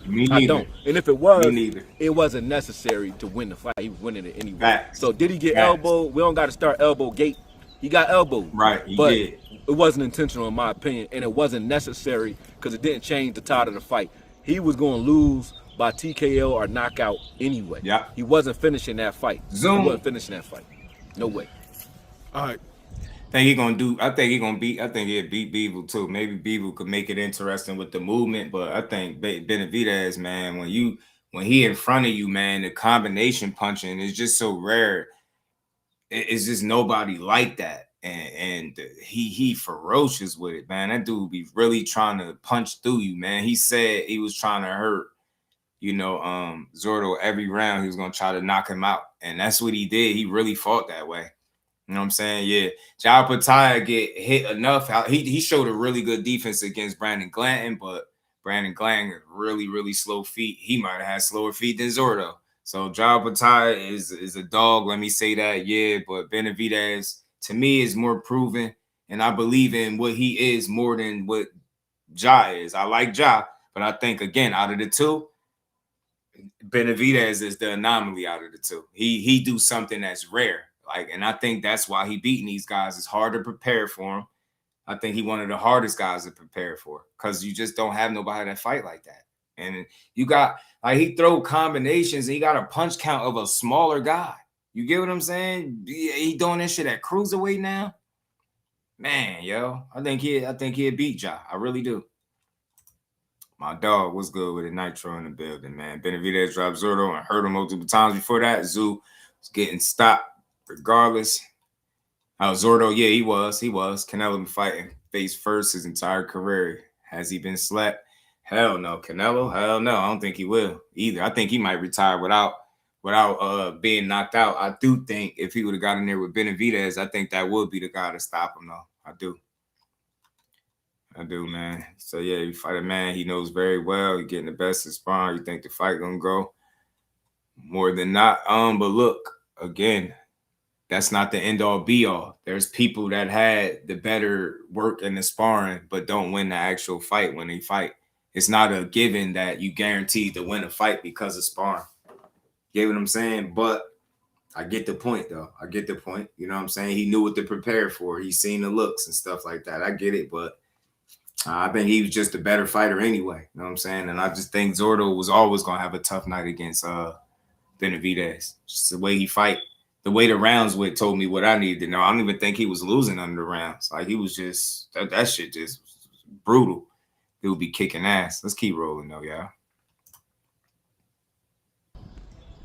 Is Benavidez in no man's land right Facts, Nitro. Because he got nobody to fight at cruiserweight. Yeah, like, all right, so he's at cruiserweight. He's talking about going back down to light heavyweight, maybe fluctuating between the two, but Artur Benavidez is 42 years old. Like, all the premium names are guys that are inactive, older, dealing with injury, or he didn't already beat him up or don't have a name. So in order for him to carry those dates, are they going to need to get better beef and beef all in the ring, or do you have to create a person now? So he's reached. That's why I just told you in the beginning, the passing of the torch. Canelo is a kingmaker because of his name, right? Benavidez just entered the stratosphere where he is the draw. It don't matter who he's fighting.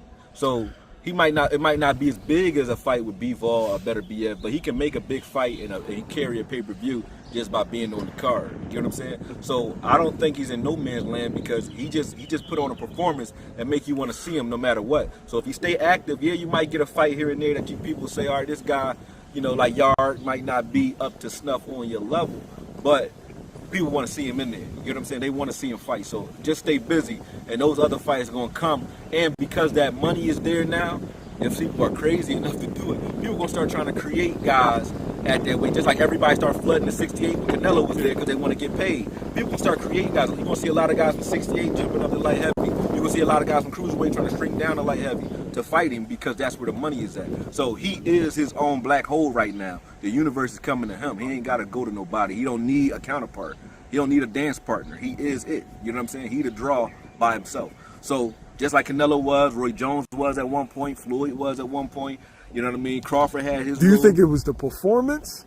Because as far as like pay-per-view goes, he's looking for that breakthrough. Oh nah, he definitely do got. I mean, look, you know, I respect all opinions. We all see it different, but I think Benavidez definitely got some. I don't know if you want to describe it as crazy boxing skills, but he's a high-level, skillful guy. He's far more skillful than people ever give him credit for, because all they could see is him throwing punches, but they don't be seeing the setups, how he positioned himself, and just how he ultimately break guys down, and he outwill guys. I think he has certain qualities that make him special and separate him from the competition. Like, you seen the level of his boxing ability and skill with David Morrell. Look how he was peeling the guard. Peeling the guard, coming around, the setups, the body shots, just he broke David Morrell ass down. And that's after taking a good shot that looked like it hurt him a bit. You know what I'm saying? Look like he got buzzed a little bit by Morrell. But I get it. We all see it different. But I think that's one of the more skillful big guys in the game, and people overlook it. I was once one of those people. Trust me, I was one of them. I wasn't a full believer. That's why I talk the way I do now, because he made me a believer. Way too big at this point. I don't think it's bullying. I mean, he just asked the people what they want. You know what I'm saying? He asked the people what they want. Canelo should have fought him. Think about it, man. It was cool for Canelo to go up to 75 and come back down fighting guys, right, after being at 75. You know what I'm saying? So I just think if this is as far as attendance goes, the lower bowl was filled up, right, but the other part was blocked off. The performance. What I'm saying is, what does he have to do? He need a black fighter. True. That has a name. The performance is there. He already got Mexico behind him. He need another pool of fans, another demographic to meet with that, and then you'll get the venue filled up and your pay-per-view numbers will go through the roof. Why do you think Floyd Mayweather was fighting on Cinco de Mayo all the time? because he was always fighting a Mexican, because those two demographics are so polarizing that it always made good fights. When he fought Ricky Hatton, he brought the UK over the pond. He need a fighter that has his own demographic outside of Mexico. He don't need to fight a lot of Mexicans at this point. Right, Fight guys that are people. He could fight off the back foot, coming forward, you know, all that stuff. You know what I mean? I get it, you know, about the rounds and all that stuff, but again, it could have very well just easily went the other way too. You know what I mean? I had people on the panel just recently picking Zordo to win. He bigger, strong, he could punch. That's what they were saying. They got him beating Benavidez. I said Benavidez is about to wig out on this dude. He about to really separate himself and make a statement. And he fighting on Cinco de Mayo. And he had the nerve. I'm pretty sure in his mind, he thought Canelo was watching that performance because he beat the hell out of that dude. That have a following, whether it be from the UK or just black guys that have some sort of hype that he can capitalize off of. That's all he need. Right now, he in a good space. So if he fighting the right demographics, he always gonna sell out, because Mexico gonna be behind him until he fall off. Mexico behind him. There's a guy, 175 pounds, gold medalist, right? Talented kid, but not a lot of fights. Ben Whitaker, is that the fight? Ben Whitaker, slippery as hell. That would be interesting. Yeah, I like Ben Ben Whitaker. Beat the hell out of Ben Whitaker. That'd be an interesting fight. Is that like for 2 years down the line? Probably. Yeah, it's not now. Ben got to build. Beat the hell out of Ben Whitaker right now. Thinking about Benavidez and his style, young, you got to be a slippery character to even give him a hard time. So those two styles is a good dynamic. The way Ben moves versus the way Benavidez offensive pressure is, that would be a good stylistic matchup. And then Ben Whitaker, is black plus from the UK, so he got a different mixture of demographics that's going to tune in for that fight. You got your boxing enthusiasts tune into that fight just for the fact that stylistically it's interesting. But yeah, I like that. I like that.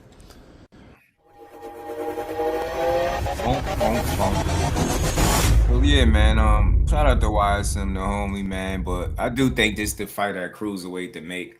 Nah, you good, man, George. We all. It's all that I'm mad about is right. If you guys think you're the best in the world, why don't you fight the other best in the world and show the people, like, what the fuck? You guys are getting a lot of money. Like, what's the problem? Hey, I talking about fighting the best, this and that. Don't fucking talk about it, boys. I'm right here. The winner out of Zordo and Benavidez. Let's go. Let's make it happen. So look, Ja put his bid in. The winner out of Zordo and Benvidez. Let's make it happen. But the problem is the Zuffa shit. Now, we heard the clip with Benavidez talking about Zuffa, and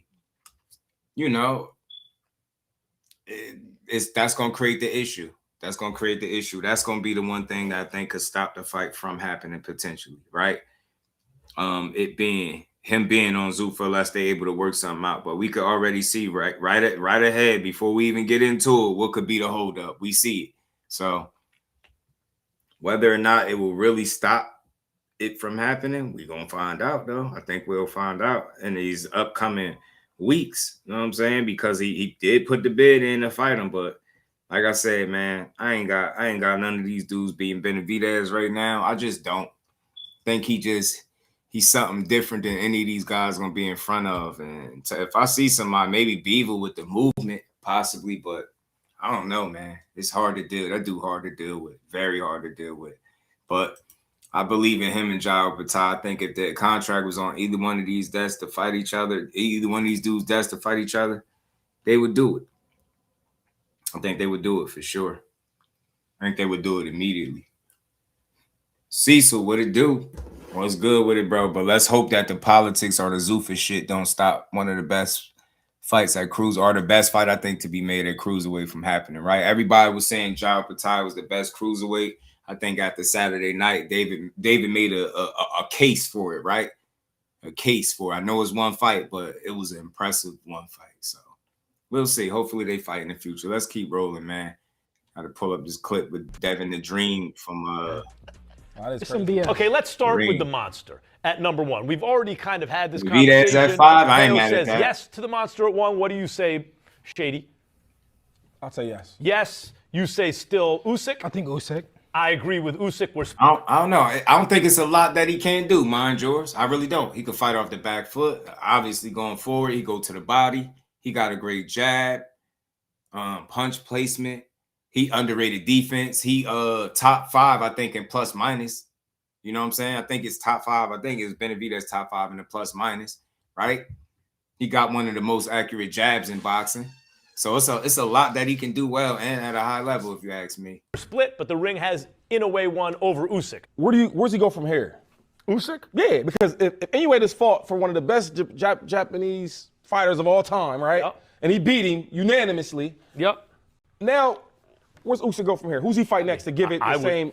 If I had my dream list, I would say Atama. He ain't gonna fight him right now. He's just Benavidez, Caballel. But I agree with the pound for pound list, the updated one. You agree with the updated Think about number 8. We haven't seen you fight since what? November? Okay, but if you think about it like this, Nakatani, the guy that he suffered, I mean, he had a hard fight with the guy he fought Yes, last. he did. I don't know, was it Hernandez? Was it Hernandez? We don't even know him. We don't even know that guy, right? Do you know him? Say again? The guy that Nakatani fought before anyway. But no matter what, he had to go up in weight, and he let go and vacated his Ring Magazine title at 118 to move up into face Inoue. If that was the case, I should be Ring Magazine champion because I went and beat the #1 guy. Not exact. There's a logic why that doesn't work. For me to become Ring Magazine champion at 147, I got to go fight. When are we gonna Brian get Norman you again. unifying? We need Yes, I see why you, from your point of view, it's For like, me come to on. be Ring But Magazine champion, I would have to go fight Brian Norman again. Devo, man, they got Inoue at #1 after that win. Wow. Over Usyk even, man. I mean, I get it, but I don't know. It's tough, man. Those little guys over the big heavyweights, cruiserweights. He undisputed at cruiserweight and heavyweight where they say he was undersized and wouldn't go. It's tough to put anybody over Usyk for that reason, but I ain't tripping on it at all, man. Inoue is a special little one of them special little guys. Then they got Junto on this shit at #7. Okay. Devin Haney at 8. Oscar Collazo and Navarrete. Okay. Bivol 6. Benavidez, Bam, Shakur, Usyk. Okay. I ain't mad. And Pride what it do. Hold up the job fight. Zuffa need to establish championship to solidify their belt. And who's better than Dave Benavidez? I don't think nobody right now, bro. Shout out to Devin, man. Appreciate the love. He said Devin always crying. Devin don't like nothing. Hey, like, man, Nakatani struggled. We don't even know that guy. Shit, man, look, all y'all fighters fought people that the fans don't know that much. It's like, it's just part of boxing. It happens. You know what I'm saying? Shout out to Debo, but let's keep going, man. Something else. What else I was going wanted to pull something else up real quick. Ghetto Fab, what it do, my guy? Oh, let me play this clip my guy has sent me. Let's keep going. We wrapping up, damn. We in like the last 20 minutes or so of the show. Hit the like button, sub to the channel. Y'all already know what to do, y'all. Let's get to this, though. One fight I'm tired of the people speculating about is this one, man. Let me see. Let's see what this is. Devin Haney. Haney sucks. Devin Haney sucks? Yeah. You weren't impressed with his last performance? I think he looked good his last fight, but the way he fought was just ending like this. Yeah. Devin Haney sucked. I really looked great. Actually, I thought he boxed very well. He's coming back in the boxing. Lastly, what about? There you go. Lastly. Man. Damn, I don't remember that. Did he say Devin sucked? Right, hold on, bro. Devin Haney, Shakur. Devin Haney sucked. Devin Haney sucks? Yeah, I ain't never even heard this. Yeah. You weren't impressed with his last performance? I think he looked good his last fight, but the way he fought was just ending like this. Yeah. Devin Haney sucked. I really looked great. Actually, I thought he boxed very well. He's coming back in the boxing. Lastly, what about? There you go. Lastly. Man, damn. That's why they got to make that fight so we could stop hearing like the back and forth. But I just hate the fact that it's a discrepancy with the weight. And speaking of that fight again, it's another little clip where Corwin on that Agnew podcast, and he shot that down again for I don't know how many times. If he asks his team about a fight and they say they don't know nothing about it, I believe him. I don't think his team gonna lie to him. I don't think they have a history of lying to him and just telling him anything. I think he on point. I do. I just don't think I don't think he heard a word about the fight. I really don't. I just don't. I think it's something people want to see, and that's why it's gonna always be talked about. But until they talk to the right people, you're not gonna get no fight. You know what I mean? To guys be a little more realistic, you ain't gonna get no fight. That came out this week that Haney had a catch weight. I know you addressed it on your tweets, but we gotta ask. I don't know nothing about it. Like I didn't know anything about it. So when I hit my team, I asked them, I'm like, yo, this true? What's going on? Why nobody told me? They're like, no, we ain't had no conversation. I understood where it came from, so I'm like, explain that, because we also discussed that, like, why would Mike Coppinger, like, he does it, you know what I'm saying, but why would he put out some news? All the time, yeah. But he got he really close with Team Haney, so I don't know exactly the reasoning behind it, but I just know that he's close with Team Haney, so I can't tell you if it was them or Team Haney or whoever it was, but for me personally, I ain't hear nothing about it. Yeah, man. He said he asked his team about this situation, and they pretty much said it ain't no truth to it. So I do think like think about it.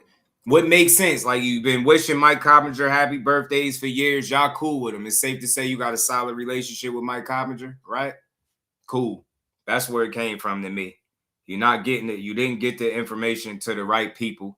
There ain't no fight being discussed. That's how gullible fans are. Like, you can't negotiate no fight without the other party involved. Like, that shit is just weird. To even put it out there and make it seem like it's something that it's not. It's weak. You get what I'm saying?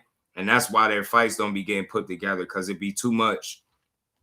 It'd be too much BS on from that side, man. Be a lot of BS coming from there. But he pretty much said he asked his team what was up. He ain't hear nothing about it. Never heard about this fight. You know, them negotiating this fight. So let's keep rolling. So that gets shut down. But again, Devin Haney it's a way to make the fight, and the way to make it fair for both of y'all, I don't think he's willing to do it. So focus on 47. Shakur could focus on 35 and or 40.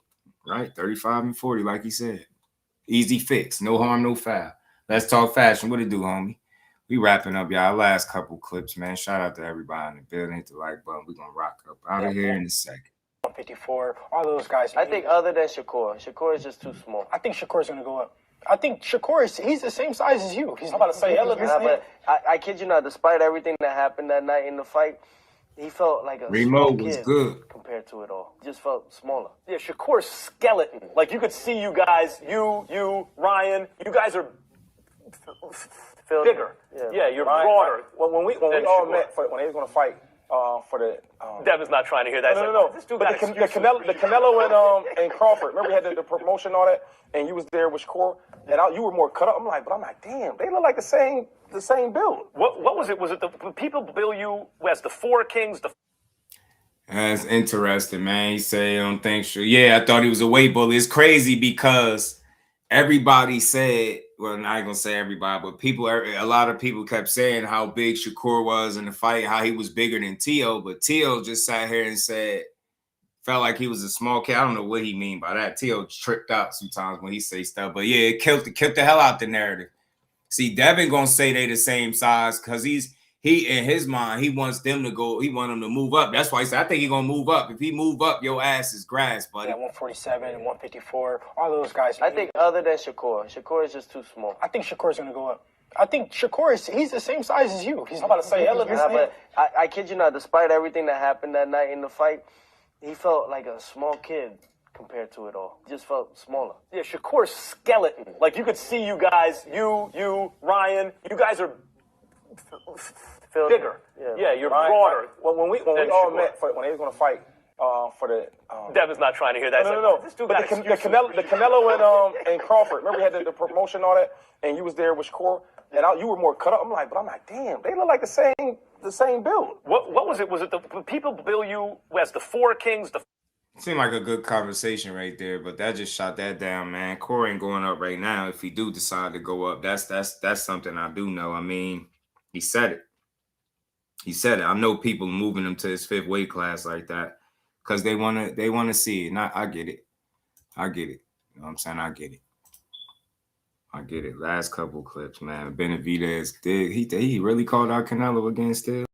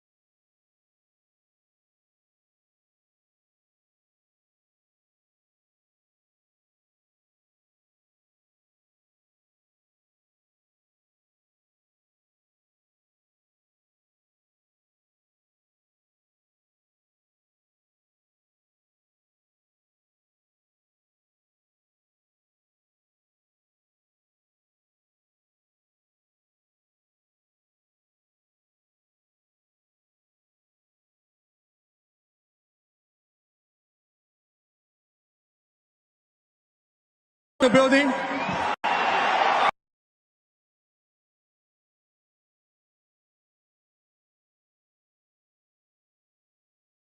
What? It's pissing me off, boy.